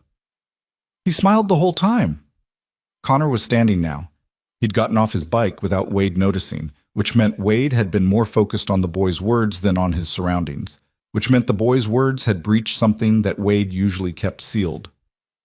Wade, Connor said. Just the name. A warning wrapped in 2 syllables. He'll find this motel, Ethan said. He found us every time we moved. Mom tried to take us to Aunt Rachel's in Granger once. Kyle was parked outside the next morning, just sitting in his truck. Didn't get out, didn't have to. Mom packed our bags and drove back to Sycamore by lunch. Travis had stopped smoking. His cigarette hung unlit between his lips, forgotten. His eyes had moved from the road to the boy, and in them was something that Travis usually kept buried beneath layers of detachment and irony, and the kind of dark humor that men use to insulate themselves from things they can't process. But the insulation had been stripped, and what was underneath was raw. A man like that doesn't stop because his brother got arrested, Ethan said. He gets worse. The boy turned and walked back toward the room 7. Linda stood in the doorway waiting for him. She put her hand on his head as he passed, a touch so gentle and so hungry that it looked like she was trying to absorb him through her palm. The door closed. The light stayed on. Wade stared at the closed door for a long time. Then he got off his bike and walked to the motel office. The door was unlocked. Inside, a man in his 60s sat behind a counter watching a small television. He looked up at Wade with the expression of someone who had seen every kind of trouble walk through his door and had long since stopped being surprised by any of it. Need a room? No, need to know. Has anyone called asking about the woman in room 7? The man's eyes narrowed. Not suspicious, evaluating. You with the police? No. Then I can't tell you that. Wade put both hands on the counter, leaned forward, not threatening, just present, the way a storm is present. The woman in that room is hiding from someone who has hurt her children. If someone calls this office tonight asking about her, you don't confirm she's here. You don't confirm anything. You say you've never heard of her, and you hang up. The man looked at Wade's hands on his counter, at the scarred knuckles, at the tattoos that crept from beneath his jacket sleeves, at the black veil patch on his cut. "I've run this motel for 23 years, the man said slowly. "You think this is the first time someone's hidden in one of my rooms?" Wade studied him, found what he was looking for. Not cooperation, but alignment. The particular set of a man's face when he's already on your side and just wants you to know he arrived there on his own. "No calls," the man said. "No information. That's how it works here." Wade nodded once and left. Outside, the snow had thickened into something that looked like intent. The flakes were smaller now, denser, falling with the kind of relentlessness that turns roads into memories and visibility into faith. The motel parking lot was becoming white. The bikes were becoming white. The world was being slowly erased. Wade walked back to his Harley and stopped. Connor was standing in front of it, arms crossed, face set. The stance of a man who had something to say and had been constructing it for the last 5 minutes and was now ready to deliver it with the precision of a controlled demolition. "I made a call," Connor said. "To who?" "Ruiz." The name hit Wade's chest like a fist. Ruiz. Manny Ruiz. The man who used to ride with Black Veil before the split, before the argument that cracked the Brotherhood in half 4 years ago and sent men to different highways and different lives and different versions of the same darkness. Manny Ruiz, who had been Wade's closest friend for 6 years, and who had walked away after the incident in Bakersfield because Wade made a choice that Manny couldn't live with, and Manny said words that Wade couldn't forget, and the door between them closed with a sound that neither of them had been able to unhear since. "You called Ruiz," Wade repeated. His voice was flat, the flatness of a man processing something that had arrived from a direction he wasn't guarding. "He's 60 miles out. He can be here by midnight." "I didn't ask for Ruiz." "You didn't ask for a lot of things tonight. You got them anyway." Connor? 3 men, Wade, against someone who tracks families for sport, who knows addresses and school routes and what time grandma walks the dog. That's not a boyfriend's temper. That's something organized, something patient, and 3 men is not enough. Wade's jaw worked. The muscles along the side of his face clenched and released in a pattern that looked like someone chewing on words they couldn't swallow. "Ruiz and I aren't. I know what you and Ruiz aren't. I also know what that woman and those boys need, and what they need outweighs what happened in Bakersfield. You don't get to decide that. I already decided it. The call's been made. He's on his way." The 2 men stared at each other through the falling snow. 12 years of brotherhood between them, the kind that was forged in blood and sustained through mutual damage, and tested by exactly this kind of moment, when one man overrides another's decision because he believes survival matters more than sovereignty. Wade turned away, walked 3 steps, stopped. His back was to Connor, his face aimed at the dark highway beyond the parking lot where snow erased the road in real time. "Bakersfield," Wade said. Not to Connor. To the dark. To the snow. To the version of himself that had made a choice in a bar parking lot 4 years ago that cost a man something that couldn't be returned. "You know what happened in Bakersfield. I know you broke a man's hands. He deserved it." "Nobody said he didn't." "Ruiz said he didn't." "Ruiz said you went too far. There's a difference." Wade turned back. His eyes were wet. Not from the snow, not from the cold, from something interior that had been building pressure for 4 years behind a wall that Connor had just put a crack in. "I went exactly as far as the situation required. That man was trafficking girls out of a motel room and Ruiz wanted to call the cops and wait. And instead you walked in alone and put a man in the hospital. He was never going to walk right again. I know that. And the girl?" Wade's breath caught, a small hitch, barely visible. But Connor saw it because Connor saw everything. "The girl ran," Wade said. "While I was—" He stopped, started again. The words came out like stones being pulled from a river, each one heavy, each one leaving a space that filled with cold water. While I was breaking his hands, the girl ran, out the back, into the highway. She was 15, Connor. She ran into the highway because she couldn't tell the difference between a rescue and another kind of violence, and by the time the ambulance... He stopped. The snow fell. The motel sign buzzed. Travis, who had been silent through all of this, who had been sitting on his concrete barrier like a gargoyle carved from damage and tobacco smoke, spoke. One sentence, quiet enough that the wind almost took it. She lived. Wade looked at him. I looked it up, Travis said. 2 years ago. Couldn't sleep. Searched the news archives. The girl from Bakersfield. She lived. Broken leg. Concussion. 6 weeks in the hospital. But she lived. Wade's mouth opened, closed. His throat moved. She testified against the man whose hands you broke, Travis continued. He got 19 years. She went to a placement program in Sacramento. Last article I found, she was 17 and enrolled in community college. The information arrived in Wade's body like electricity. Not the sharp kind, but the slow kind. The current that moves through deep water and changes the temperature of everything it touches. He stood in the parking lot of a motel in the middle of a snowstorm at the edge of a night that was about to get much darker, and for the first time in 4 years, the memory of Bakersfield shifted inside him. Not erased. Shifted. Like a bone that had healed crooked being rebroken so it could set right. Ruiz doesn't know that, Wade said. Ruiz will know when he gets here, Connor said. Because you're going to tell him. And what makes you think he'll listen? Because his daughter is 11. The sentence detonated. Wade looked at Connor with an expression that contained equal parts understanding and devastation. The face of a man who had just realized that the chess game was 3 moves deeper than he'd calculated, and the piece that mattered most had been hidden in plain sight. Ruiz had a daughter. Manny Ruiz, who had walked away from Black Veil because Wade's violence had frightened him, who had said the words too far and meant them with every broken piece of his heart, had an 11-year-old daughter who slept in a bedroom somewhere 60 miles from here while her father rode through a snowstorm toward men he'd sworn never to ride with again.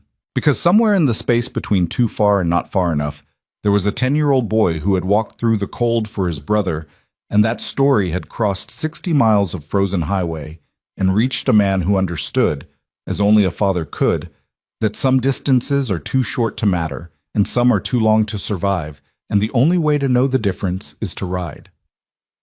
Midnight, Connor said. Wade nodded, once. The nod of a man accepting something that hurt, something necessary, something that would reopen a wound he'd spent 4 years pretending was closed. He sat on his Harley, didn't start it, just sat. Hands on the grips, eyes on the road. The snow fell. 11:14 p.m. 46 minutes until Manny Ruiz arrived with his judgment and his forgiveness, and the 60 miles of frozen questions between them, and Wade had no idea which one would come through the door first. Travis lit a fresh cigarette, the flame cupped in both hands against the wind. His face appeared and disappeared in the orange light. Connor.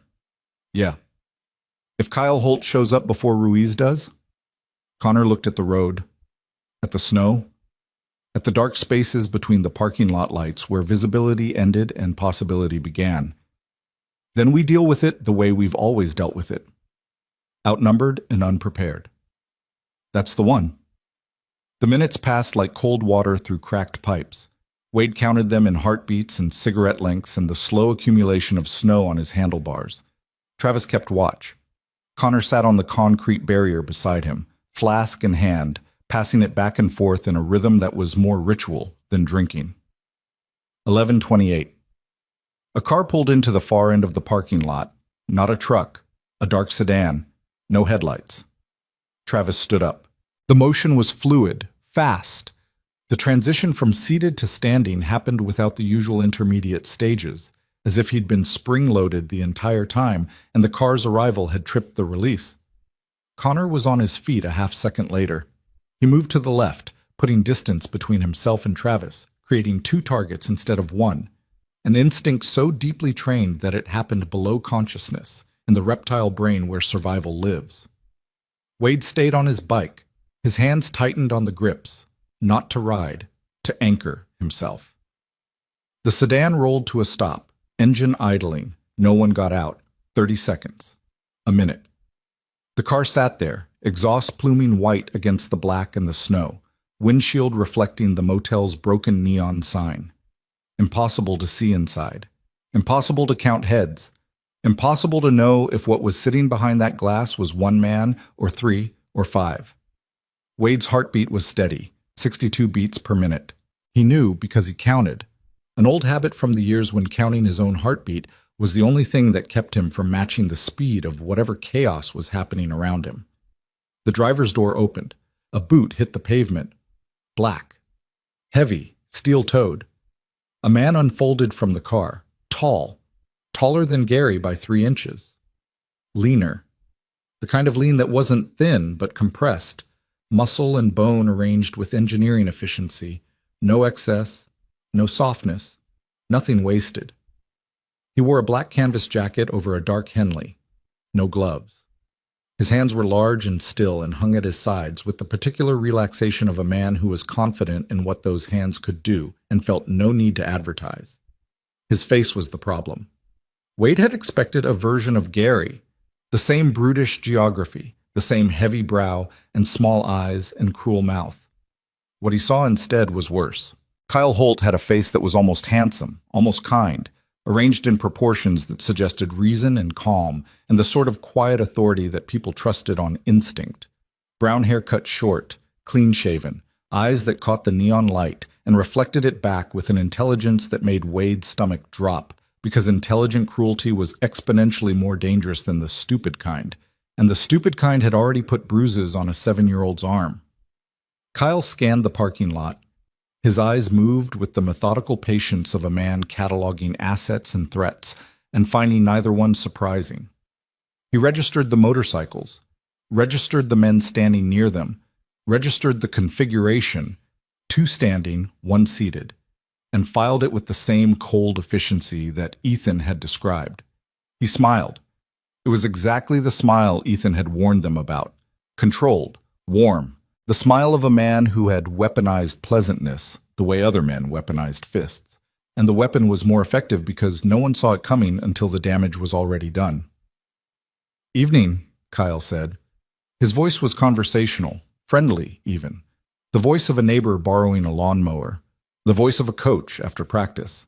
The voice of a man who had learned to make the air around him feel safe so that the things he did in that safe air were invisible until they weren't. Nobody answered. Kyle's smile didn't falter. He walked toward the motel office with an unhurried stride that said he'd done this before. Not this specific parking lot, not this specific night, but this. Arriving at the place where someone had tried to hide from his family and demonstrating through presence alone that hiding was a temporary condition. Wade got off his bike. The sound of his boots on the pavement stopped Kyle mid-stride. Not because the sound was threatening, because it was positioned between Kyle and the office door, and positioning was a language Kyle spoke fluently. "Motel's full," Wade said. Kyle turned to face him. The smile adjusted, recalibrated for a new audience. His eyes moved across Wade's cut, his build, the scars on his knuckles. Processing, computing, running whatever algorithm lived inside a mind that tracked school bus routes and grandmother's walking schedules for the purpose of controlling people he'd never even met. "I'm not looking for a room," Kyle said. "Then you're in the wrong parking lot. I'm looking for my brother's girlfriend, Linda, and her boys. There was an incident tonight, a misunderstanding. I'm here to help sort it out." "It's been sorted." "By who? The police?" Kyle's smile widened a fraction. "The police sort things temporarily. Families sort things permanently." "You're not her family. My brother has been with Linda for 3 years. Those boys call him—" "I know what those boys call him. I also know what he calls them, and it involves a locked room and a hand on a 7-year-old's arm." For the first time, something moved behind Kyle's smile. Not a crack.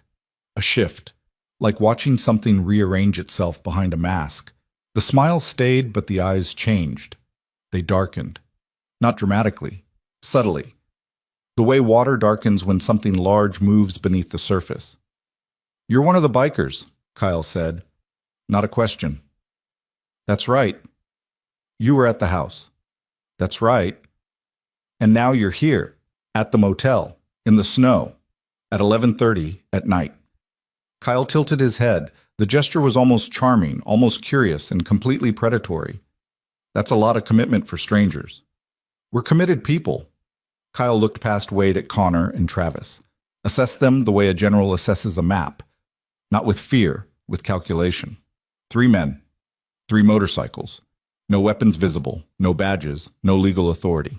Just leather and scars and the kind of stubborn positioning that comes from men who have decided something and lack the good sense to undecide it. "I understand," Kyle said. His voice had shifted, warmer now, more sympathetic, the rhetorical equivalent of offering someone a chair before interrogating them. "You saw something that upset you, kids involved, that triggers people, especially men with—" He glanced at Wade's cut, at the road-worn leather, at the patches that told a story of miles and loss. "Protective instincts. I respect that. I do. But this is a family matter, and family matters have history and context that outsiders can't see. I've seen enough. You've seen one side.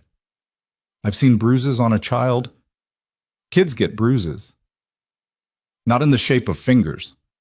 Kyle's smile held, but his body changed. A subtle redistribution of weight, feet slightly wider apart, shoulders dropping a fraction. The biomechanical preamble to readiness that Wade recognized the way a meteorologist recognizes the pressure drop before a tornado. By the time you see the funnel, the damage pattern is already decided. "I'm going to talk to Linda now," Kyle said, each word placed with surgical precision. "I'm going to make sure she's okay. Make sure the boys are okay. And then I'm going to leave. That's all." "No." "No? You're going to get in your car. You're going to drive back to Millhaven, and you're going to forget the name of this motel and the road it sits on and the woman inside it. Tonight, tomorrow, forever." Kyle looked at Wade for a long time. The snow fell between them. The motel sign buzzed. Somewhere inside one of the 12 rooms, a child slept or pretended to sleep, and the thinness of the walls and the cheapness of the locks and the vastness of the darkness outside were all facts that existed simultaneously and could not be argued away. "You don't know what you've stepped into," Kyle said. The smile was gone now, not replaced by anger, replaced by nothing. An absence, a void where the pleasantness had been, and the void was worse than any expression because it was honest. It was the real face, the one that Linda had seen the morning after she called the police, the one that had made her drive back to Sycamore Street by lunch. "I know exactly what I've stepped into," Wade said. "No, you don't." Kyle reached into his jacket pocket. Every muscle in Wade's body coiled. Connor took a step forward. Travis's hand moved toward his belt. Kyle pulled out a phone, held it up. The screen was lit. On it, a photograph. A house. A modest house with a chain-link fence and a lawn and a mailbox and a dog in the yard. "This is where Linda's mother lives," Kyle said. "Margaret Colvin, 61 years old, walks the dog every morning at 6:15, drives a 2014 Civic. Gray." He swiped. Another photograph. A school, brick building, playground visible. "Ridgemont Elementary, where Ethan attends 3rd grade, classroom B4. Teacher's name is Mrs. Paulson." Swipe. A woman outside a grocery store, unaware she was being photographed. "Linda's sister Rachel, Granger, works at a Kroger on Route 9, gets off at 4, parks in the 3rd row, always." Kyle lowered the phone. His face was blank, efficient. The face of a man showing a presentation he'd given before, to other audiences, in other parking lots, with the same result every time. "This is what I stepped into?" Wade said. His voice hadn't changed, his hands hadn't moved, but something behind his eyes was burning. A slow, deep combustion that had nothing to do with rage and everything to do with recognition. He was looking at a system, not a man. A system of control built on surveillance and implied violence and the kind of patient, meticulous cruelty that didn't need to raise its voice because it had already mapped every escape route and stationed itself at every exit. This is what everyone steps into, Kyle said, and this is where everyone steps back out. He turned toward his car, casual, unhurried. The walk of a man who had delivered his message and expected the expected response. Retreat, recalculation, the slow and humiliating process of realizing that courage had limits, and those limits were defined by the safety of people you couldn't protect 24 hours a day. Wade watched him walk, felt the cold, felt the weight of those photographs. A grandmother, a school, a sister, pressing against his chest like stones placed one by one on the body of a man being tested for how much truth he could carry before it crushed him. He thought about Ethan, about that face in the ambulance window, about the word please and the lifetime it contained. He thought about Bakersfield, about a 15-year-old girl running into a highway because she couldn't tell rescue from violence, about hands he'd broken and the hands he hadn't. He thought about his daughter, Lily, in Portland. 19 years old, a phone call he hadn't returned, a life he hadn't been invited into because he'd never made himself safe enough to invite. And then Wade Mercer did the thing that changed everything. He pulled out his own phone, dialed a number he hadn't dialed in 9 years, a number that belonged to a different life, a different man, a version of himself that he'd buried so deep he'd almost forgotten the grave existed. The line rang 3 times.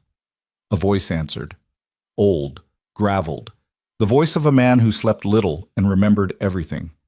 "It's Wade," he said. Silence on the other end, long enough to matter, long enough to hurt. Then, "I figured this call would come eventually. I need the file." "Which file?" "You know which file." More silence. The sound of something being set down. A glass, a pen, a weapon. Impossible to tell. "That file has names in it, Wade. Names that don't want to be found. Names connected to people who make your friend in the parking lot look like a crossing guard." "I know what's in it." "Do you know what happens when you open it?" "Yeah." "Then you know there's no closing it again." Wade looked at Kyle's sedan. The taillights were still on. The car hadn't moved. Kyle was sitting inside, watching through the rearview mirror, waiting for what he expected to see. 3 bikers getting on their motorcycles and riding away because that's what everyone did. That's what everyone always did. "Open it," Wade said. He hung up. The phone felt like a detonator in his hand. What he'd just activated, the file, the names, the network of old debts and older sins that connected his past to the present, like underground cables carrying current between cities that pretended they weren't linked, could not be deactivated, could not be recalled, could not be negotiated with or apologized for or survived without consequence. Connor was staring at him. Even through the snow, even across 20 feet of dark parking lot, Wade could feel the stare like heat. "What did you just do?" Connor asked. Wade put the phone back in his jacket. "Change the rules," he said. Kyle's sedan pulled out of the parking lot. Slow. The headlights swept across the motel facade, across the room numbers, across the curtained window of room 7 where a woman and 2 boys were sleeping behind a lock that cost less than a cup of coffee. The car turned onto Route 4 and disappeared into the snow, taillights shrinking to red pinpricks and then to nothing. Travis stood up from his barrier. His cigarette had burned down to the filter without him noticing. "He'll be back," Travis said. "Yeah," Wade said, "but so will we." And in a house 60 miles away, a man named Manny Ruiz kissed his 11-year-old daughter's forehead while she slept, zipped his leather jacket, and walked out into the snow toward a motorcycle he hadn't started in 8 months, and a highway that led to a motel where 3 men he used to call brothers were standing in the dark, waiting for a war they had just made inevitable. The phone call Wade had made was already moving through wires and servers and the private channels of men who traded in information the way other men traded in currency. By morning, the file would be open. By morning, the name Kyle Holt would be connected to other names in other towns with other victims and other photographs of grandmothers and schools and sisters in parking lots. And by morning, the world Wade had been hiding in, the simple world of highways and diners and riding away from everything, would be gone forever, replaced by something smaller, darker, more dangerous, and far, far more necessary. The snow fell on the Pinecrest Motel like a burial shroud pulled slowly over a body that was still breathing. Inside room 7, Ethan lay awake beside his sleeping brother, staring at the ceiling, listening to the sound of Harley engines idling in the parking lot like the heartbeats of animals guarding the mouth of a cave. He didn't know what was coming. None of them did, but for the first time in 3 years, the thing standing between those boys and the darkness wasn't a bathroom lock that didn't hold or a dresser too heavy to move. It was something older, something scarred, something that had been broken in ways that couldn't be fixed and had learned to use the broken edges as armor. And it wasn't leaving. Manny Ruiz arrived at 12:11 a.m. Not midnight, not on schedule. 11 minutes late because the snow on Route 4 had turned the highway into a white corridor of blindness, and because Manny Ruiz had spent the last 60 miles arguing with himself about whether turning around was cowardice or common sense, and had slowed down 3 times before accelerating again, because the image of his daughter sleeping in her bed kept colliding with the image of a boy walking through the cold, and every time those 2 images touched, the accelerator won. Wade heard the engine before he saw the headlight, a sound he hadn't heard in 4 years but recognized instantly. The specific rumble of Manny's '09 Street Glide, a bike that ran rougher than it should because Manny always over-torqued the exhaust manifold and refused to be corrected about it. The sound arrived through the snow like a memory that had learned to ride. The headlight materialized at the far end of the parking lot, one beam cutting through the white. The bike slowed, rolled, and stopped 15 feet from the row of 3 Harleys. The engine died. The silence that replaced it was enormous. Manny sat on the bike for a full 30 seconds before dismounting. He was 47 now, broader than Wade remembered. His hair, which had been black 4 years ago, was shot through with silver at the temples. He wore a leather jacket with no patches. He'd removed the black veil cut the night he walked away, and Wade had never asked what he'd done with it.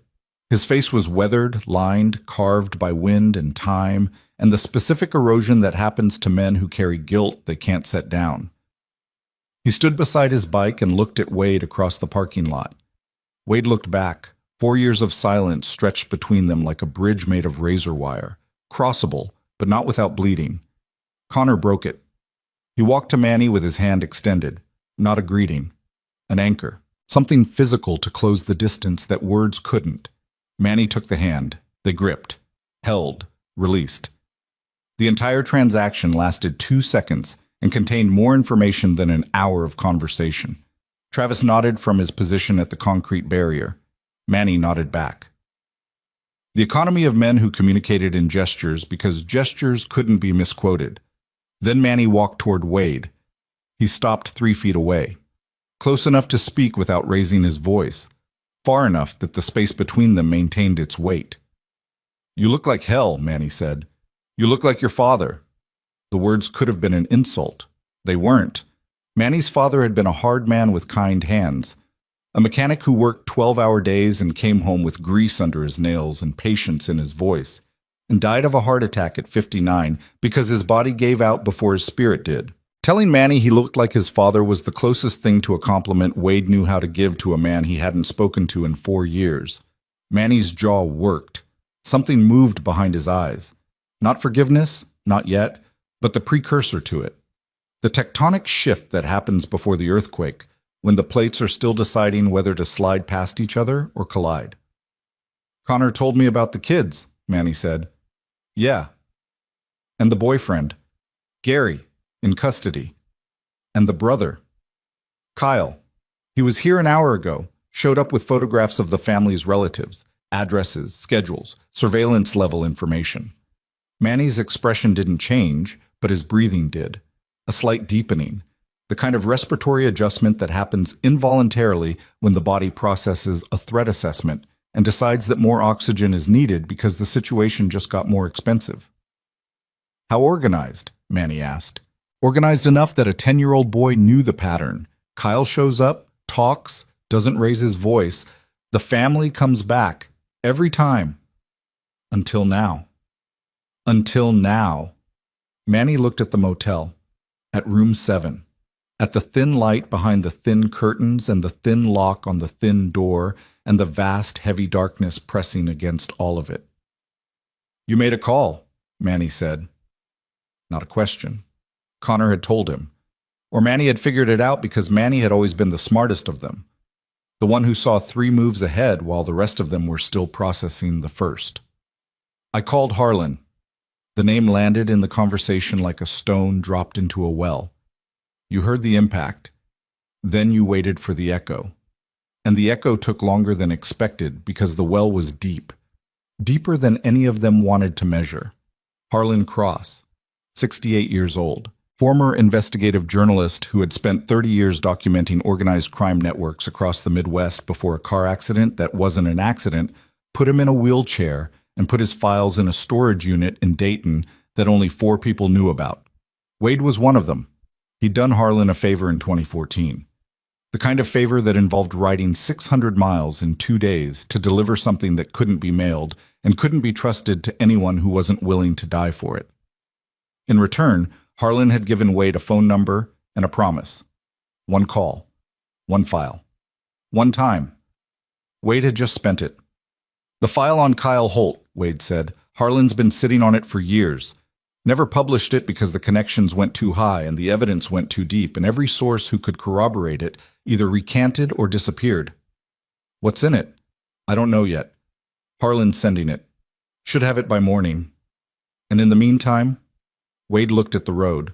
At the tire tracks, Kyle's sedan had left in the snow, already filling in, already being erased by the storm that kept falling with the indifference of weather that didn't care about human stakes. In the meantime, we watch. 4 of us now. Shifts. Nobody sleeps alone. Manny was quiet for a moment. Snow accumulated on his shoulders. Then, you and I need to talk about Bakersfield. Not tonight. Yes, tonight. Because if I'm standing next to you when something goes wrong, I need to know the man I'm standing next to. You know me. I knew you 4 years ago, before I watched you break a man's hands with a tire iron while he screamed and you didn't stop. The words hit Wade in the sternum. Not because they were wrong, because they were exactly right, perfectly accurate. A photograph taken at the worst angle of the worst moment of his life. And the resolution was high enough that he could see every detail he'd spent 4 years trying to blur. She lived, Wade said. What? The girl. Bakersfield. She lived. Broken leg, hospital, 6 weeks. She testified. The man got 19 years. She's in college in Sacramento. Manny stared at him. The snow fell between their faces like static on a screen. Travis looked it up, Wade said. 2 years ago. You didn't know? I didn't look. I was afraid of what I'd find. So for 4 years For 4 years I carried a dead girl who wasn't dead. Yeah, that's what I did. Because that's what men like me do. We carry the worst version of every story, and we use it to justify staying broken, because fixing ourselves would mean admitting that not everything we've done is unforgivable. The confession stood in the cold air between them like a living thing, breathing, visible, too large to ignore, and too fragile to touch. Manny closed his eyes. His hands, hanging at his sides, curled into fists and then released. Curled and released. The rhythm of a man processing something that was rearranging the architecture of a grudge he'd built to code. I'm sorry I left, Manny said. Don't be. I'd have left me too.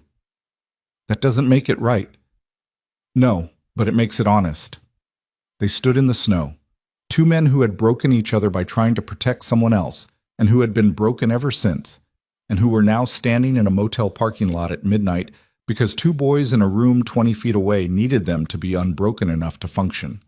Manny extended his hand. Wade took it. They didn't shake. They gripped and held.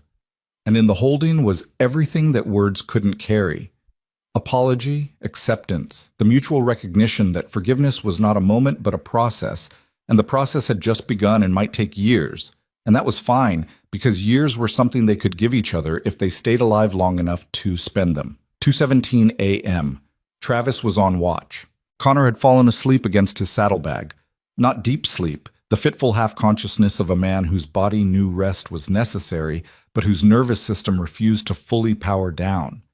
Manny sat in the motel office with the night clerk, drinking coffee from a machine that produced a liquid that was technically coffee in the same way that a parking lot was technically a garden. Wade couldn't sleep. He stood at the edge of the parking lot facing Route 4, watching the road the way a sentry watches a horizon. The snow had slowed to a fine crystalline drift, smaller flakes now, almost invisible, the kind that accumulated without announcing itself and buried things gradually. His phone buzzed. A text. Unknown number. But the format was Harlan's. No greeting, no signature, just content, delivered with the clinical brevity of a man who had spent his life turning chaos into paragraphs. The message was a file link, encrypted, password protected. Wade entered the code Harlan had given him 9 years ago, a string of numbers that corresponded to the date of an event that only the two of them knew about, and the file opened.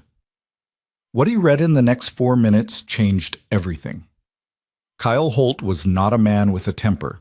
Kyle Holt was a man with a business. The file documented a network, not large, not flashy, but efficient in the way that persistent infections are efficient. Kyle operated across 3 counties. His model was simple. His brother Gary, and men like Gary, moved into households with vulnerable women. Single mothers, women with addiction histories, women with no family support, women who had already been failed by every system designed to protect them. Gary and his associates became boyfriends, became fixtures, became the dominant presence in the home. And once the home was controlled, Kyle monetized the control. Not trafficking. Not in the way Wade had initially feared, something more insidious. Benefits fraud, identity theft, controlled asset extraction. The women were pressured into signing documents they didn't understand, leases, loans, lines of credit. Their children's social security numbers were harvested. Their tax returns were filed by Kyle's people, the refunds redirected. Medical benefits were claimed for services never rendered. In some cases, the women were pressured into disability claims, coached to present symptoms, provided with doctors who asked no questions, and then stripped of the payments they received. The operation was small enough to avoid federal attention and distributed enough that no single case triggered pattern recognition. Each household looked like an isolated domestic situation. A bad boyfriend, a struggling mother, the kind of sad common American story that caseworkers processed in stacks and filed without connecting dots. But Harlan had connected them. 14 households across 3 counties, 14 women, 23 children, and in every single case, when the woman tried to leave, Kyle Holt appeared with photographs, addresses, schedules, the soft voice and the hard smile, and the message that never needed to be spoken because the photographs spoke for themselves. We know where everyone you love lives, and we will be there the moment you stop cooperating. Wade read the file twice. His hands were steady. His heart was not.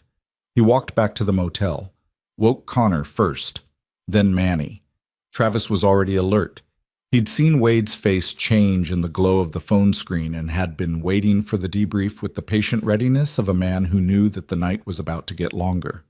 He showed them the file, passed the phone around, watched each man read what he'd read, and watched each man's face undergo the same transformation, the slow displacement of individual anger by something larger, something structural. The understanding that what they'd stumbled into was not a single abuser and a single family, but a system of abuse that had been running for years across a geography wide enough to make 3 counties feel like a country. Connor finished reading first. He handed the phone back without speaking. His face was blank, but his hands were shaking, not from cold, not from fear, from the specific tremor that runs through the body of a man who has just absorbed information that requires an action his conscience demands and his survival instinct opposes. 14 families, Manny said. That Harlan found, Wade said. Could be more. 23 kids. At least. Travis lit a cigarette. The flame wavered. The cops won't touch this. Not on our word. Not on a file from a retired journalist in a wheelchair. Torres might, Wade said. The officer tonight. She already knew something was wrong. She said the house had been flagged before. 1 cop, Connor said. Against a network that spans 3 counties. 1 cop is where it starts. Or where it ends. She pulls a thread, Kyle finds out, and every woman in that file gets a visit. Photographs. Addresses. Smiles. The math sat between them like a bomb with a visible timer. Move too fast and the shockwave would hit people they were trying to protect. Move too slow and the system would absorb the disturbance and continue operating the way systems always did, adapting, recalculating, finding new pressure points to replace the ones that had been exposed. Wade's phone buzzed again. Not Harlan this time. Torres.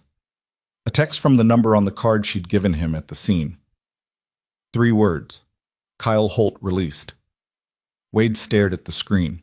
The letters burned white against the dark. Released from what? Connor asked, reading over his shoulder. Wade dialed Torres. She picked up on the first ring. Her voice was tight, the vocal equivalent of a fist. He was picked up at a traffic stop on Route 4 2 hours ago, Torres said. Ran his plates, found an outstanding warrant from Carver County. Nothing major, failure to appear on a code violation. They brought him in and released him. Someone posted bail 30 minutes ago. Who? Torres paused. The pause was loaded, carrying the weight of something she'd seen in the system that she wasn't sure she should share, and was sharing anyway because the alternative was complicity. A lawyer from Dutton and Associates, same firm that's represented Gary in 2 prior domestic complaints, both dismissed. They have a lawyer on retainer. They have a system, Wade. I've been pulling threads since I got home tonight. This isn't... She stopped, started again. Gary Holt has had domestic complaints in 3 different counties, different addresses, different women. And every single time a lawyer from Dutton appears, the woman recants, and the case dissolves. I have a file, Wade said. 14 households, 23 children, documented connections, surveillance patterns, financial fraud. Silence on Torres's end. The kind of silence that happens when someone's world reorganizes around a new axis. Where did you get that? Does it matter? It matters for court. It'll matter for court when there's a court.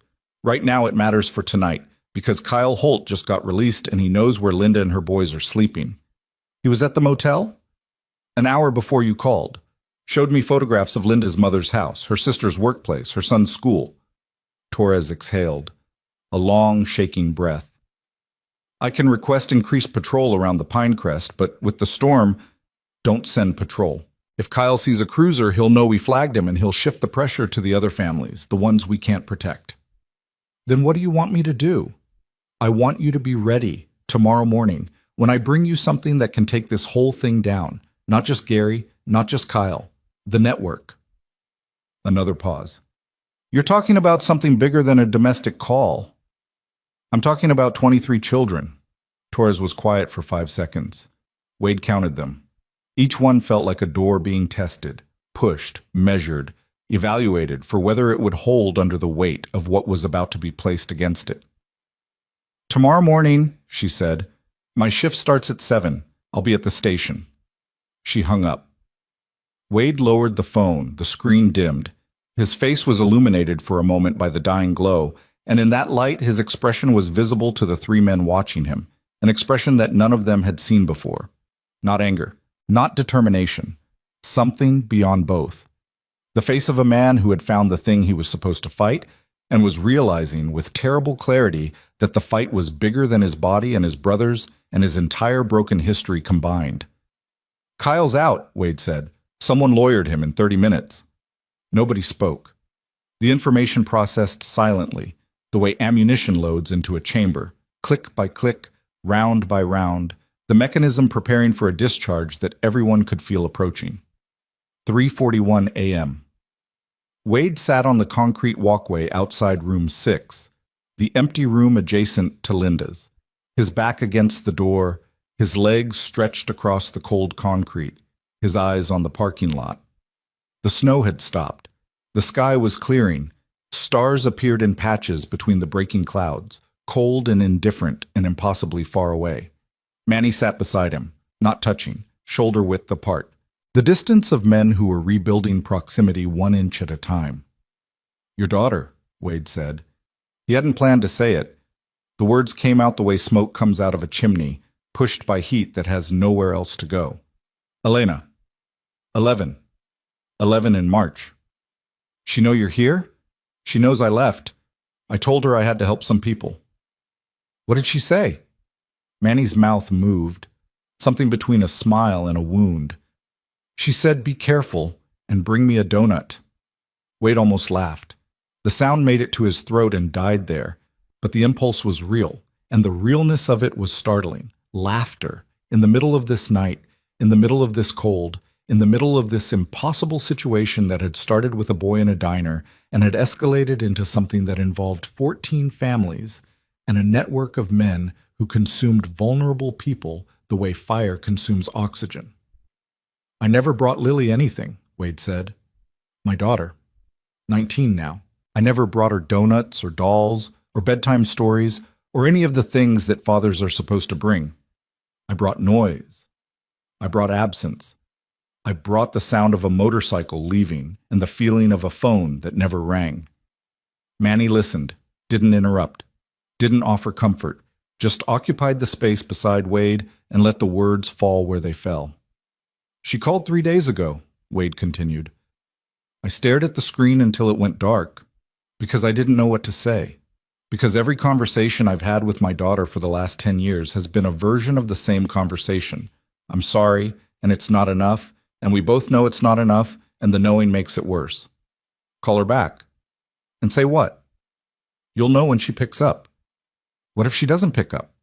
Then you call again, and again, until she does or until you die. Because that's what fathers do when they've been bad at being fathers. They keep showing up until showing up becomes the thing that matters more than all the times they didn't."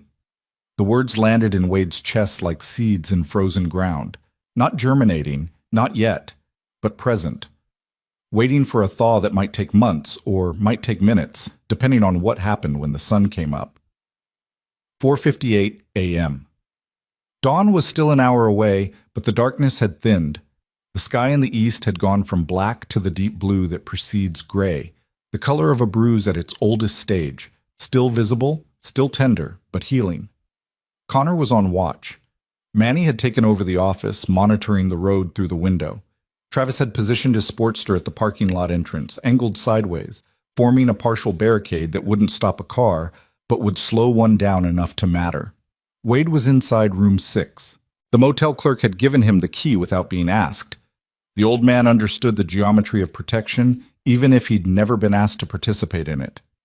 Wade sat on the edge of the bed in the dark, listening to the sounds through the thin wall that separated room 6 from room 7.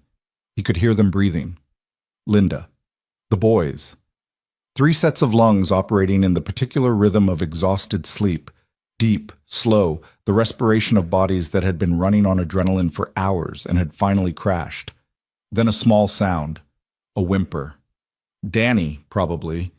The involuntary vocalization of a child whose body was sleeping but whose nervous system was still on guard, still firing alerts into dreams that weren't safe. A rustling. Linda, shifting, moving toward the sound. A murmur. Words too soft to hear through the wall, but the tone was clear. Soothing. Maternal. The sound of a mother who had been unable to protect her children for 3 years, trying to compress all of that protection into a single whispered sentence in the dark. The whimper stopped. The breathing settled. Wade pressed his palms against his eyes. Hard. Hard enough to see stars. Because behind his hands, behind the darkness, behind the protective compression of his own fingers against his own skull, something was happening that he couldn't stop and didn't want to. Something was cracking open inside him. Not the rage, not the old darkness, but something beneath both. Something that had been sealed since Tulmore, since the green-shuttered house, since the night he left Ohio on the back of his uncle's bike and decided that the only way to survive was to never let anything matter enough to break him again. That decision had worked. For 35 years it had worked. He had ridden highways and slept in ditches and broken bones, his own and others', and built a brotherhood of damaged men and loved them in the only way he knew how, which was by standing beside them in bad situations and hoping that proximity was enough. He had failed his daughter, failed his marriage, failed every woman who had ever tried to get close enough to see what was behind the leather and the scars and the 80-mile-per-hour escape velocity that kept him moving because moving meant not feeling, and not feeling meant not drowning. But tonight, in a motel room that smelled like mildew and industrial bleach, listening to a mother comfort her son through a wall thin enough that he could hear their heartbeats, Wade Mercer felt the seal break. And what came through the crack was not rage. It was grief. Grief for the boy he'd been. Grief for the father he'd become.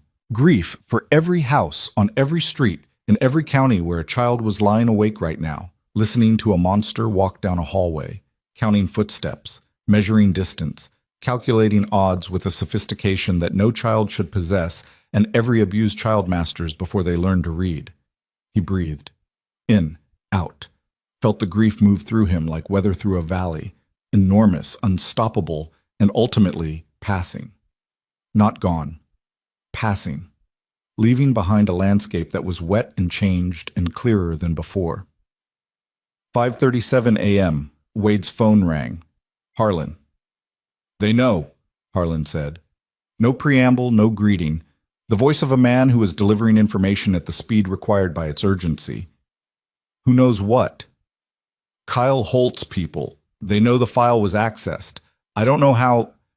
Could be a digital tripwire. Could be someone in my old network who's been turned. But the access point was flagged. Wade stood up. The motion was immediate. Sleep-deprived muscles firing on chemical fuel, the body overriding its own exhaustion because the situation demanded it. What does that mean? It means they know someone is looking. They don't know who yet, but they'll narrow it down. Wait, the file has connections to people above Kyle, county-level people. A judge in Carver County, a social services administrator in Dutton. These aren't criminals, they're infrastructure. And infrastructure protects itself. How long before they trace it to me? Hours, maybe less. Depends on how motivated they are. They're motivated. Kyle was at the motel tonight. Silence. Then, get that family out. Not tomorrow. Now. Wade was already moving. Through the door of room 6, into the pre-dawn cold. The air hit his face like a slap. Sharp, crystalline. The temperature that comes after a snowstorm clears and the sky opens and the world beneath it freezes solid. "Connor!" His voice cut through the dark. Not a shout. A command. The specific frequency that activated men who had been trained by crisis to respond before their conscious minds engaged. Connor materialized from behind his fat boy. "What?"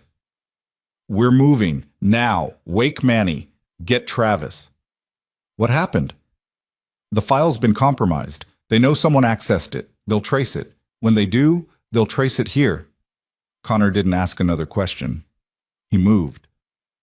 Manny appeared from the office 30 seconds later, jacket already zipped, face tight with the controlled alertness of a man who had slept 90 minutes and was running on something deeper than rest. Travis was already on his Sportster, engine cold but ready. His face in the pre-dawn gray was all angles and shadow. The scar, the jaw, the eyes that were fully open and fully operational and seeing everything with the heightened clarity that comes from being very tired and very alert at the same time. Wade knocked on the door of room 7, not the knock from Sycamore Street. No wait, no authority. This knock was urgent, rapid, the knock of a man delivering a message that couldn't wait for manners. The door opened. Linda. Eyes swollen from sleep and crying.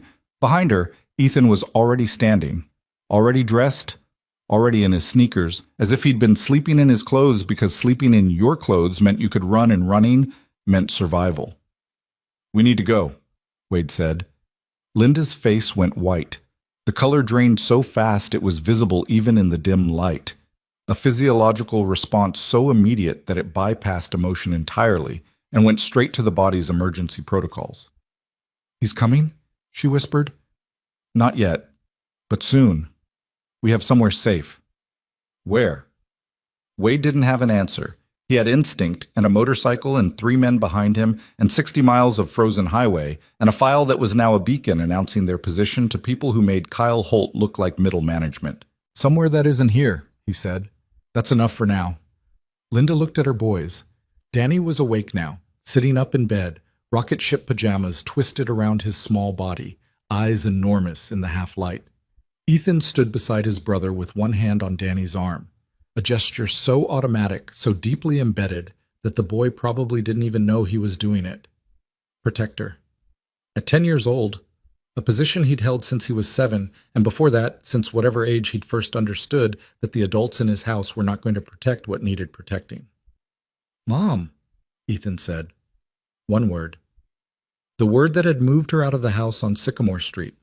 The word that carried an entire childhood of watching and waiting and hoping and giving up on hoping and finding something harder than hope to stand on.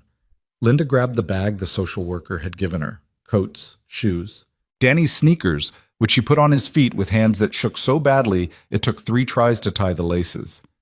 She carried Danny on her hip, 45 pounds of sleeping boy who had woken into another emergency and responded the way he always responded, by going silent and clinging and making himself as small as possible because smallness was the only defense he'd ever been taught. They moved through the parking lot, 4 bikers surrounding a woman and 2 children in the pre-dawn dark, forming an escort that had no name and no protocol and no precedent. Just the raw, improvised geometry of men who had decided that these 3 lives were worth whatever was about to be spent. Manny pulled off his jacket and wrapped it around Danny. The boy looked up at this stranger, this new face in a night full of new faces, and something in his expression shifted.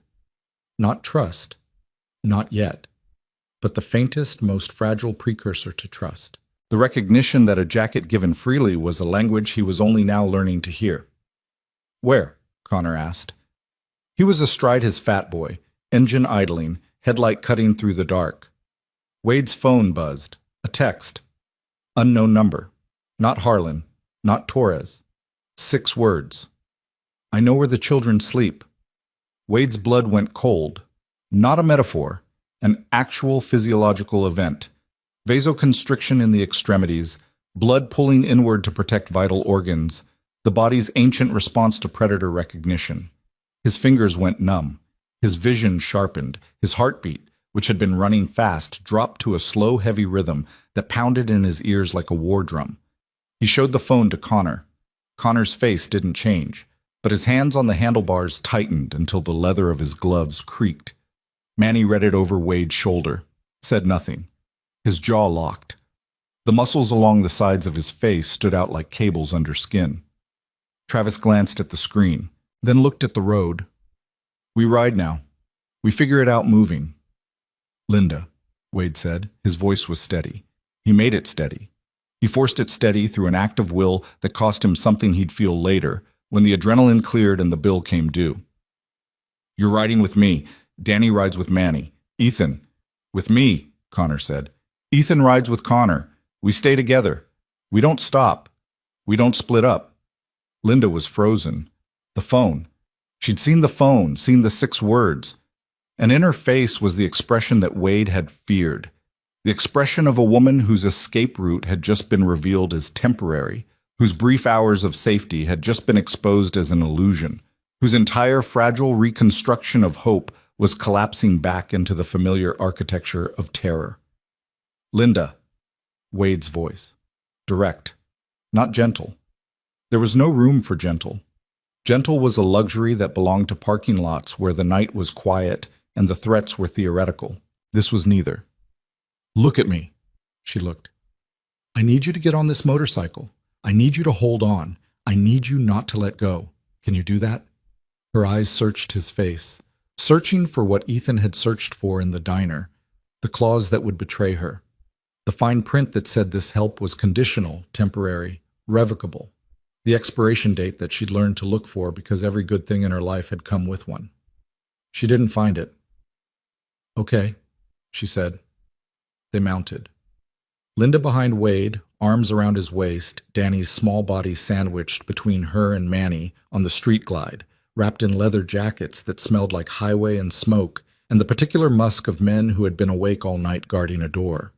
Ethan climbed behind Connor with the practiced ease of a child who had already ridden a Harley once tonight and had decided that the terror of the road was preferable to the terror of standing still. 4 engines started. The sound ripped through the pre-dawn silence of the Pinecrest Motel like a declaration. Not of war, not of retreat, but of movement. The fundamental declaration of men who had been riders before they were protectors and protectors before they were anything else. They pulled onto Route 4 heading west, away from the motel, away from Sycamore Street, away from the network of controlled houses and surveilled families and the invisible infrastructure of men who turned vulnerability into profit and silence into currency. The road was white. The sky was gray. The headlights cut through both. Wade rode point. Danny's small face was visible in his side mirror, pressed against Manny's back, eyes closed, trusting the motion of the motorcycle the way children trust the motion of a cradle. Not because it was safe, because it was all there was. Behind them, the Pinecrest Motel shrank in the mirrors. The broken neon sign, the 12 rooms, the parking lot where 4 men had spent the night standing between a family and the dark. And somewhere behind the motel, somewhere beyond the white road and the gray sky and the frozen fields that stretched to every horizon, a black sedan was moving. Patient, methodical, following tire tracks in the snow that led west on Route 4, and would not be hard to follow because snow preserved what it covered and erased nothing until the sun came, and by then the distance between hunter and hunted would be measured not in miles but in minutes. Wade felt Linda's arms tighten around him. He opened the throttle, and the 4 Harleys screamed into the dawn, carrying 3 lives that had been written off by every system designed to protect them, guarded by 4 men that every system had written off in return. And the distance between them and what was coming was closing with every heartbeat, every mile, every second that the winter sun refused to rise fast enough to burn the tracks away. The sun came up like it owed no one an apology. It broke across the frozen fields east of Route 4 in thin bands of orange and gray, painting the snow in colors that looked borrowed from a world that was better than this one. The highway stretched ahead, white shoulders, black center, the double yellow line appearing and disappearing beneath patches of ice and drift, like a pulse that couldn't decide whether to keep beating. Wade rode with Linda's arms locked around his waist, and the throttle cracked open to 75, which was 15 miles faster than the road wanted, and exactly as fast as the situation required. Behind him, the 3 other Harleys held formation, Manny carrying Danny, Connor carrying Ethan, Travis riding rear guard with his head on a swivel, checking mirrors every 4 seconds with the mechanical regularity of a man who had learned that the interval between safety and catastrophe was usually shorter than the time it took to blink. They had been riding for 41 minutes when Wade's phone vibrated against his chest. Torres. He couldn't answer at 75. He signaled Connor, a flat hand, palm down, then a fist, and the formation slowed. They pulled into the lot of a shuttered feed store, 4 bikes in a row, engines idling, exhaust clouds rising into the cold morning air like the breathing of animals that had been running hard and weren't finished.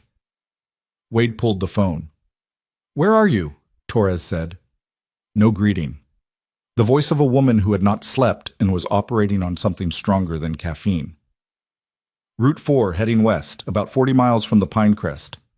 "Good. Keep going. I need you to get to the state police barracks in Colton. Ask for Captain Dwyer. He's expecting you." Wade's hand tightened on the phone. "State police." "I spent the night with your file, Wade, the one you told me about. I called a contact at the state AG's office at 4 a.m. She called Dwyer. Dwyer pulled records. By 5:30, they had enough to open an investigation. The information arrived in pieces, each one landing with the delayed impact of artillery. You heard the sound, then you felt the concussion, then you understood what had been hit. "An investigation," Wade repeated. "Multi-county? Kyle Holt? The network? The lawyer? Everything." Torres paused. Her voice changed, softer, more human, the professional veneer thinning enough to let something personal show through. "The social services administrator in Dutton, a woman named Greer, she's been flagged in 3 prior complaints that were suppressed internally. The judge in Carver County signed off on 7 dismissals involving addresses connected to Kyle's operation. Dwyer says it's enough for warrants." Wade closed his eyes. The cold air burned his face. Behind him, Linda sat on the Harley with Danny's small body pressed against her back. Manny had transferred the sleeping boy when they stopped, and her face was turned toward the sunrise with an expression that Wade couldn't read from this angle, but that he imagined was something close to the face a person makes when they realize the ground beneath them might actually hold. "What about Kyle?" Wade asked. "That's the other thing. Kyle Holt was stopped by state police on Route 9 20 minutes ago. He had surveillance photographs in his vehicle, dozens of them, Women, children, addresses. It's enough for an arrest independent of the file. Wade opened his eyes, looked at Connor. Connor was watching him, reading his face the way he always read it. By the small movements, the micro-expressions, the tremors that passed beneath the surface like seismic events too deep for normal instruments to detect. Wade nodded once. Connor's shoulders dropped an inch. The first time they'd dropped all night. "Get to Colton," Torres said. "Linda needs to give a statement. The boys need to be seen by the child advocacy team. And Wade, yeah. What you did tonight, coming to that house, standing on that porch." She stopped, started. The sentence was costing her something, and she paid it anyway. "The system should have done that. We should have done that. We didn't. You did." Wade said nothing. Because what was there to say to an admission like that? The acknowledgement from inside a broken machine that the machine was broken, delivered by one of the few people inside it who still cared enough to feel the breakage? "Colton," he said. "We'll be there in an hour." He hung up. The four bikers stood in the parking lot of the dead feed store, breath steaming, snow crunching beneath their boots, the sunrise crawling across the fields like it had all the time in the world and intended to use it. Wade told them what Torres had said, told them about Dwyer, about the warrants, about Kyle's arrest on Route 9, with a car full of photographs that documented a surveillance operation spanning years and families, and the ruined lives of women who had been trapped inside a machine that looked, from the outside, like love. Nobody celebrated, nobody high-fived, nobody said anything for almost a minute, because the men standing in that parking lot understood something that movies and television never got right about moments like this. The end of a crisis doesn't feel like victory. It feels like the sudden absence of adrenaline, which is its own kind of violence, the body crashing from a chemical state it was never designed to sustain, every muscle going from coiled to liquid, every nerve ending firing not with urgency but with the delayed realization of everything that could have gone wrong and didn't. Travis sat down on the curb. Just sat. His legs gave out the way a building gives out after a controlled demolition. Structured, complete, all at once. He put his elbows on his knees and his face in his hands and stayed there for 30 seconds, breathing, just breathing. The simplest act, the one that confirmed you were still alive enough to perform it. Connor leaned against his fat boy and looked at the sky. His eyes were wet. He didn't wipe them, didn't acknowledge them. Let the moisture sit there the way he let everything sit. Acknowledged, unaddressed, filed under the category of things that were true but didn't require explanation.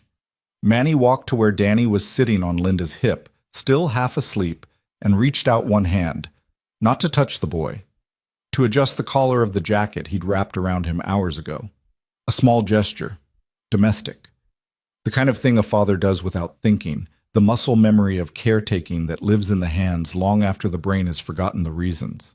Danny's eyes opened. He looked at Manny with that particular expression, the one Wade had first seen in the doorway on Sycamore Street.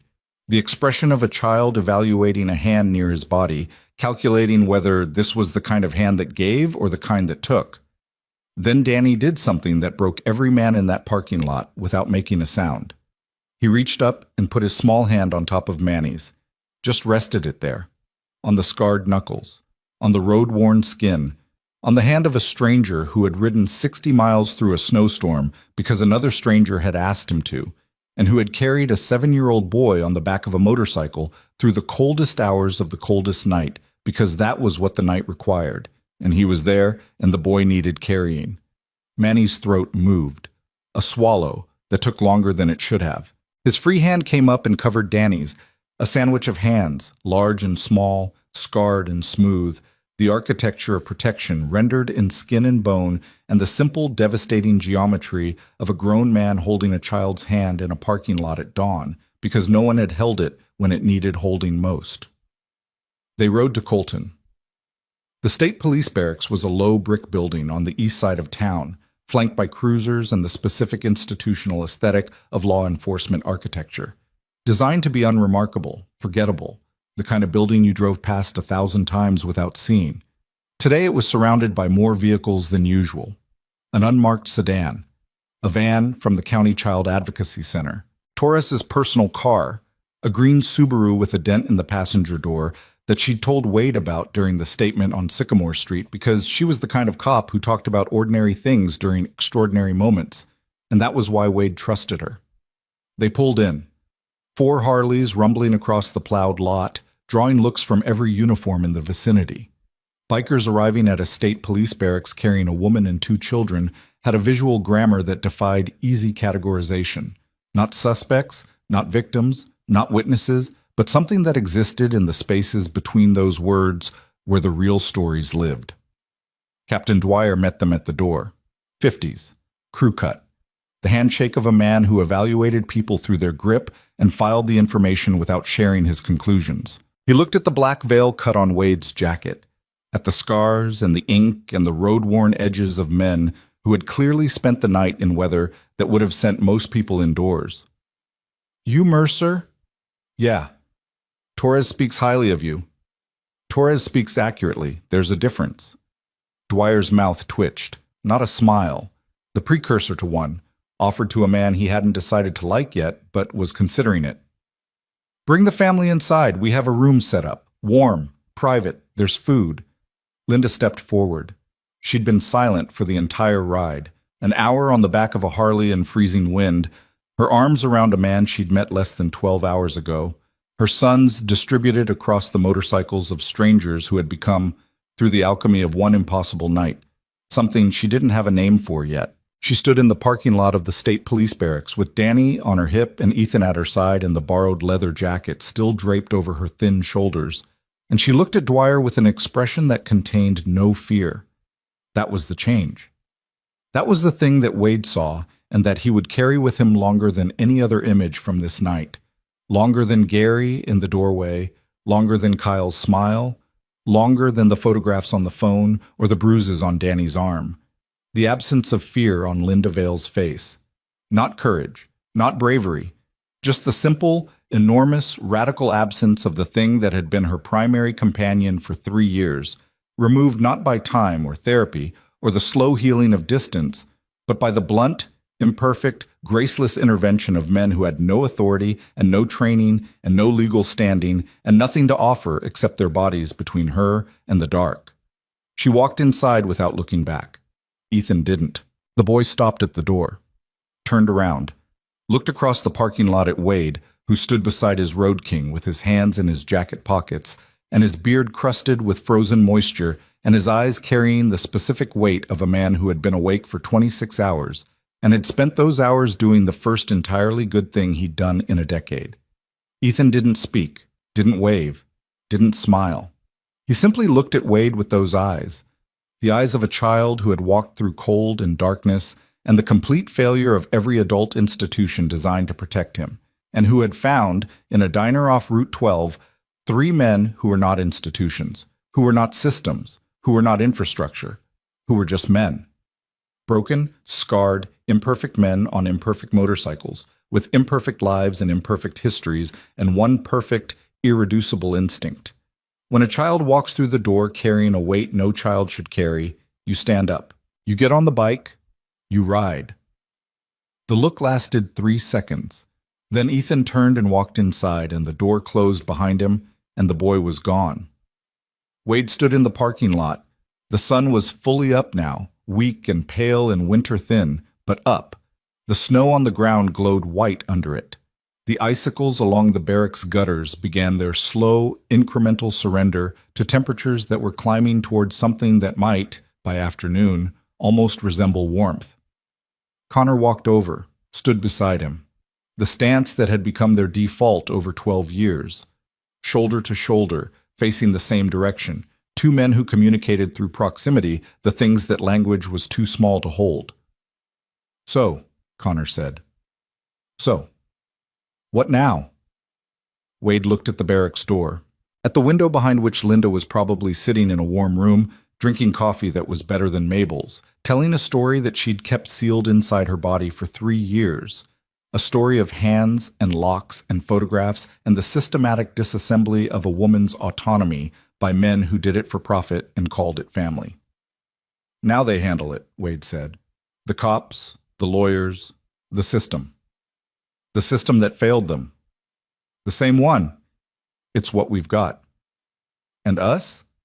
Wade pulled out a cigarette, lit it, the flame cupped in his hands, the first drag pulling heat into lungs that had been cold for hours. We go back to being what we are. Guys on bikes, going nowhere in particular. That sounds like before. It is before. Except now we know what we're riding past every time we don't stop. The sentence settled between them like a new weight. Not heavy, dense. The kind of weight that doesn't slow you down, but changes your center of gravity, makes you ride differently, makes the road feel different beneath the tires because you are different on top of them. Manny approached. He'd been on his phone, talking to his daughter, Wade guessed, based on the softness in his voice that was audible even from 30 feet away. The softness of a man speaking to the person who made the rest of the world bearable. Elena wants to know if the boys are okay, Manny said. Tell her they're inside, they're warm, they're safe. She wants to know if we're okay. Wade took a drag, exhaled, watched the smoke dissolve into the cold morning air. Tell her we're working on it. Manny smiled, a real one, small, creased, carried on a face that hadn't smiled at Wade in 4 years and was rusty at aiming one in his direction. But real.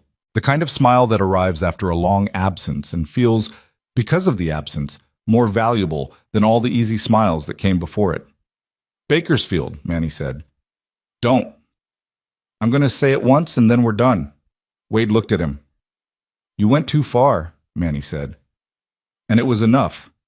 Both of those things are true. I spent 4 years being right about the first one and wrong about the second, and I'm not going to spend another 4. That's your version of an apology? That's my version of the truth. It's a lousy version. It's the one I've got. Wade flicked his cigarette, watched it arc and die in the snow. Your version's accepted. Travis appeared. He'd been sitting on his Sportster at the edge of the lot, face tilted toward the sun, absorbing whatever weak warmth it offered with the patient gratitude of a reptile on a rock. He walked over with his hands in his jacket pockets and his lighter clicking, the nervous habit, the soothing mechanism, the small percussion of a man who kept himself calibrated through rhythm. I'm heading south, Travis said. Got a thing in Dalton. A thing, Connor repeated. A woman.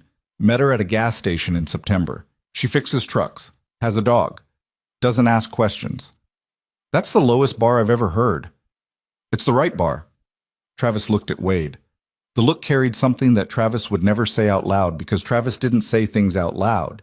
He encoded them in glances and gestures and the particular way he stood near someone when he wanted them to know that the standing was intentional.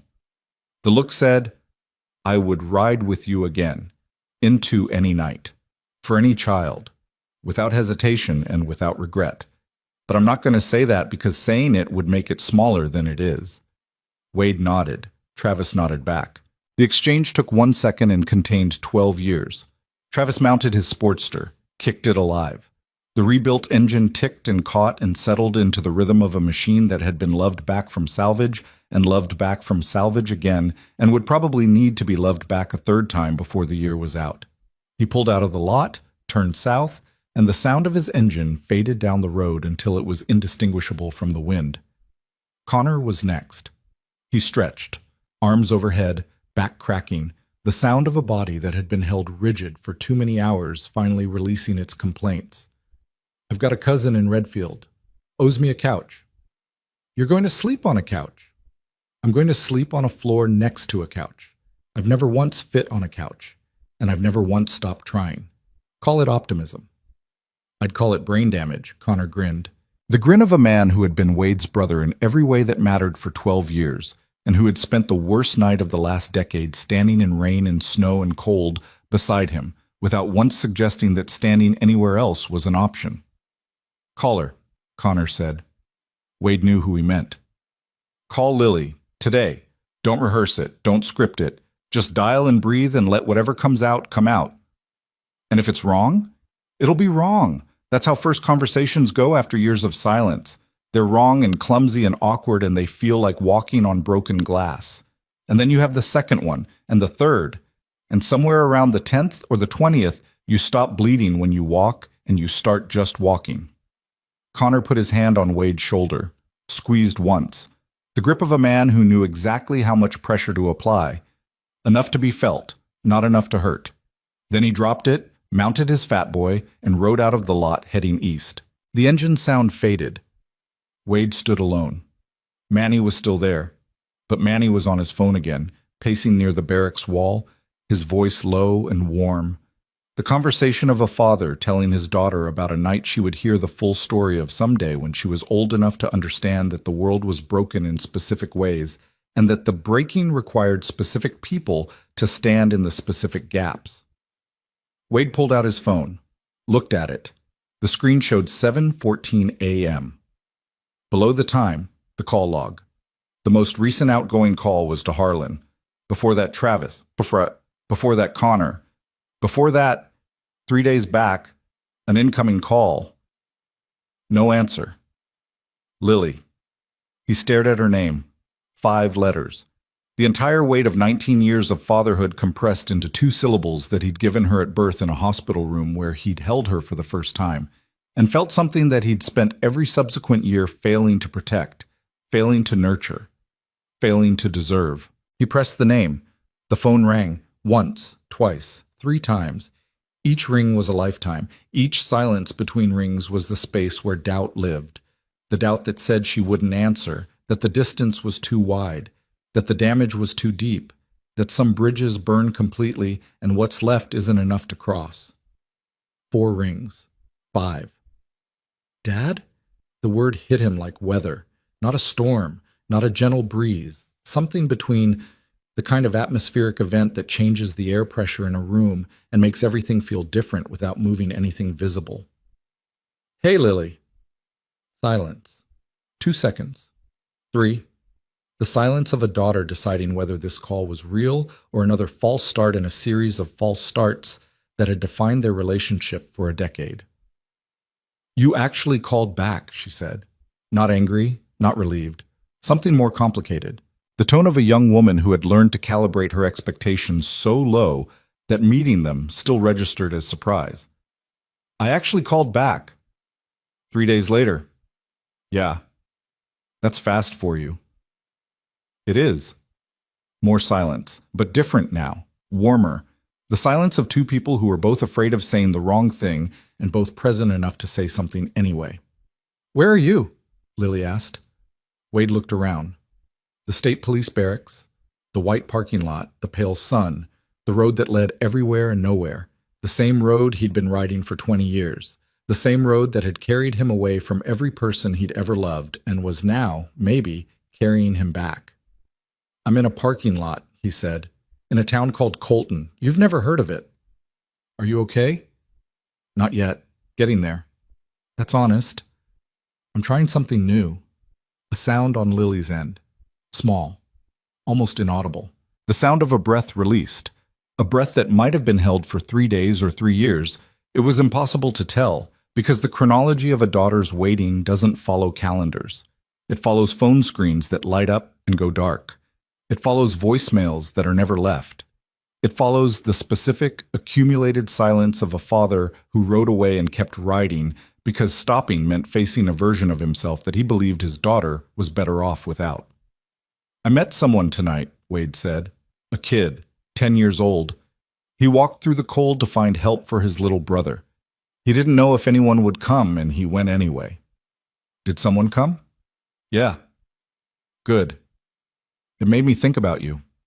The sentence came out before Wade could filter it, before the part of his brain that had spent 2 decades editing his emotions could catch it and file it under things too dangerous to say. It came out raw and plain and true, and it hung in the air between the cell towers that connected Colton to Portland like a rope thrown across a canyon. Not a bridge, not yet, but a line. Something to hold. Something to follow toward the other side if both of them were willing to take the first step. It made you think about me, Lily repeated. Not mocking, processing, rolling the words around the way you roll a stone in your hand, feeling its weight, testing its edges. Everything makes me think about you, Wade said. I just never had the guts to call and say it. Silence. Longer this time. Long enough that Wade's grip on the phone tightened and his jaw clenched, and the old instinct, hang up, ride away, convert vulnerability into velocity, surged through his nervous system like a current looking for a ground wire. He held on. "I'm off work Thursday," Lily said. "If you wanted to come to Portland." Wade's eyes closed. Not against pain, against the size of what had just been offered. A day, a specific day, a Thursday in Portland, where a 19-year-old daughter he didn't deserve was willing to sit across from him and give him a chance to be something other than a voice on the phone and a memory of taillights. "Thursday," he said. "I'll be there. Don't be late. I won't." "You will. But come anyway." She hung up. Wade lowered the phone, held it against his chest, stood in the parking lot and breathed. Manny was watching him, standing 10 feet away, phone in his own hand, the expression on his face readable for the first time since he'd arrived.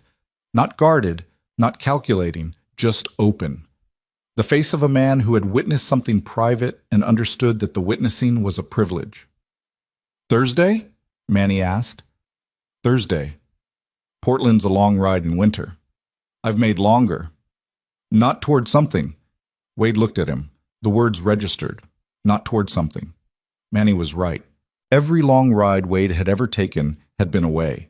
Away from Tullamore, away from his marriage, away from Lily, away from Bakersfield, away from every moment where staying required a kind of courage that riding didn't. The motorcycle had always been an escape vehicle. The road had always been a direction that pointed away from pain. Thursday would be the first time the road pointed toward it. And toward wasn't escape.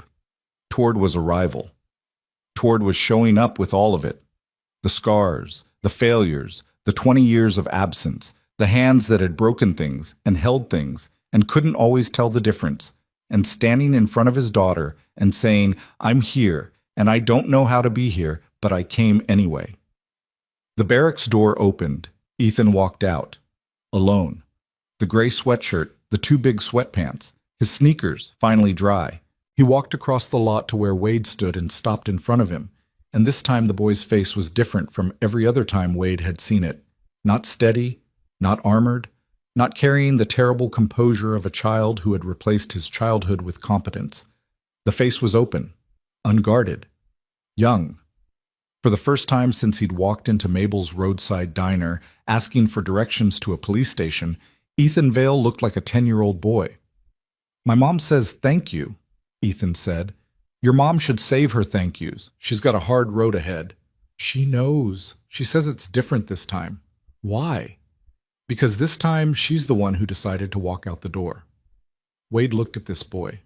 This small, extraordinary, damaged, unbreakable boy who had carried his family on his back for 3 years and had finally set them down in a place where other hands could help. The boy who had walked through cold because warmth hadn't been available. The boy who had climbed onto a stranger's motorcycle because standing still was more dangerous than any road. "You did what grown men are scared to do," Wade said. Ethan's eyes shimmered. Not tears, something beyond tears. The particular brightness that fills a child's eyes when someone sees them. Not looks at them. Sees them. Recognizes the weight they've been carrying and names it and says, without pity or condescension or the hollow platitudes that adults use when they don't know what else to offer, "You did something extraordinary, and I want you to know that I know." "Will you come back?" Ethan asked. Wade crouched down, one knee on the cold pavement, eye level with the boy, the same position he'd taken on Sycamore Street, in the rain, before everything. Before the porch, and Gary, and Kyle, and the file, and the photographs, and the night that had changed the topology of Wade Mercer's life in ways he'd spend years mapping. "I don't know," Wade said, because he was trying honesty, and honesty meant not promising things he wasn't sure he could deliver. "But I know where you are, and you know what I ride, and roads go both directions." Ethan nodded. The nod of a boy who understood that some answers weren't yes or no, but somewhere in between, and that somewhere in between was more honest than either. Then Ethan did something that Wade would carry for the rest of his life. He stepped forward and put his arms around Wade's neck. A hug. Small arms. Thin body. The smell of motel soap and borrowed sweatshirt and the particular scent of a child who had been brave for so long that bravery had become indistinguishable from breathing. Wade's arms came up, slowly. the way a man moves when he's holding something he's afraid of breaking.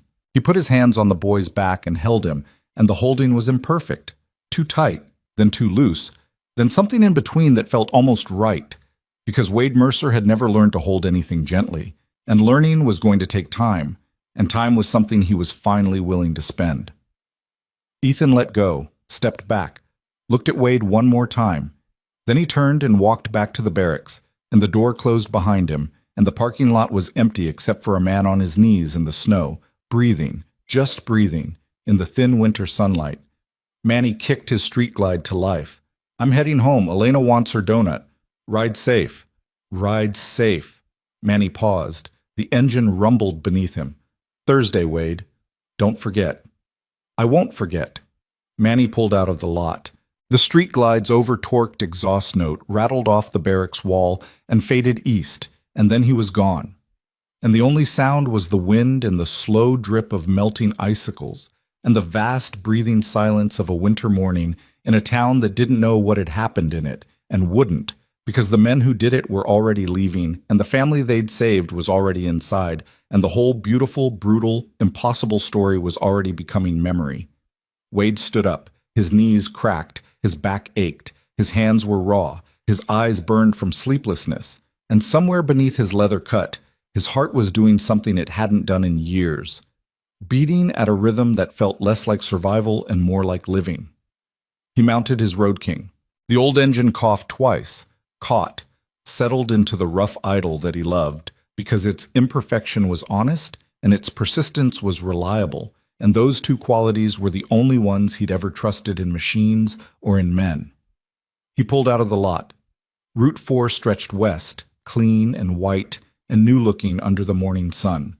The snow was already melting at the edges, the road revealing itself inch by inch, the pavement dark and wet and real beneath the temporary cover of a storm that was already passing into the past tense.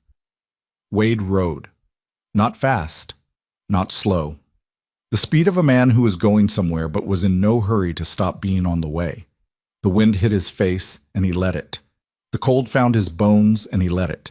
The road unspooled beneath his wheels with the steady, rhythmic generosity of something that had always been there and would always be there, waiting for him every time he needed to move and every time he needed to arrive.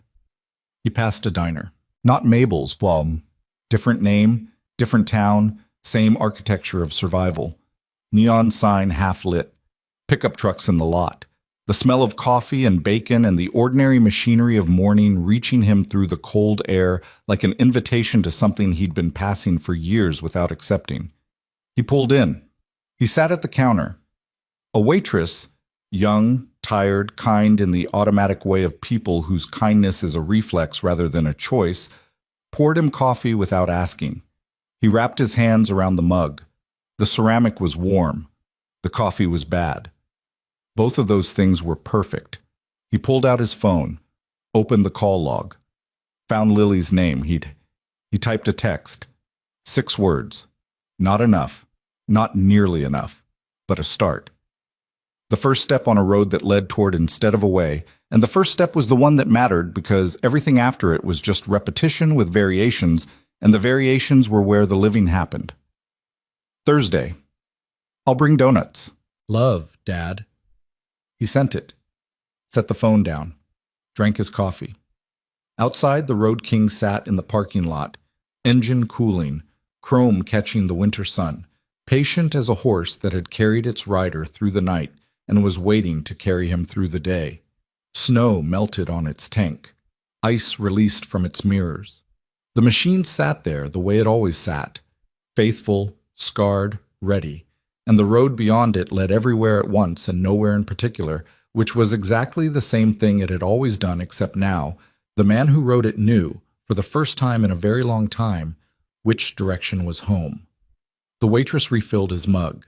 The sun climbed higher, and Wade Mercer sat in a diner in a town he'd never been to, drinking coffee he'd never taste again, carrying a night he'd never forget, and waiting. Not for danger, not for darkness, not for the next reason to ride away, but for Thursday, just Thursday. And that was enough.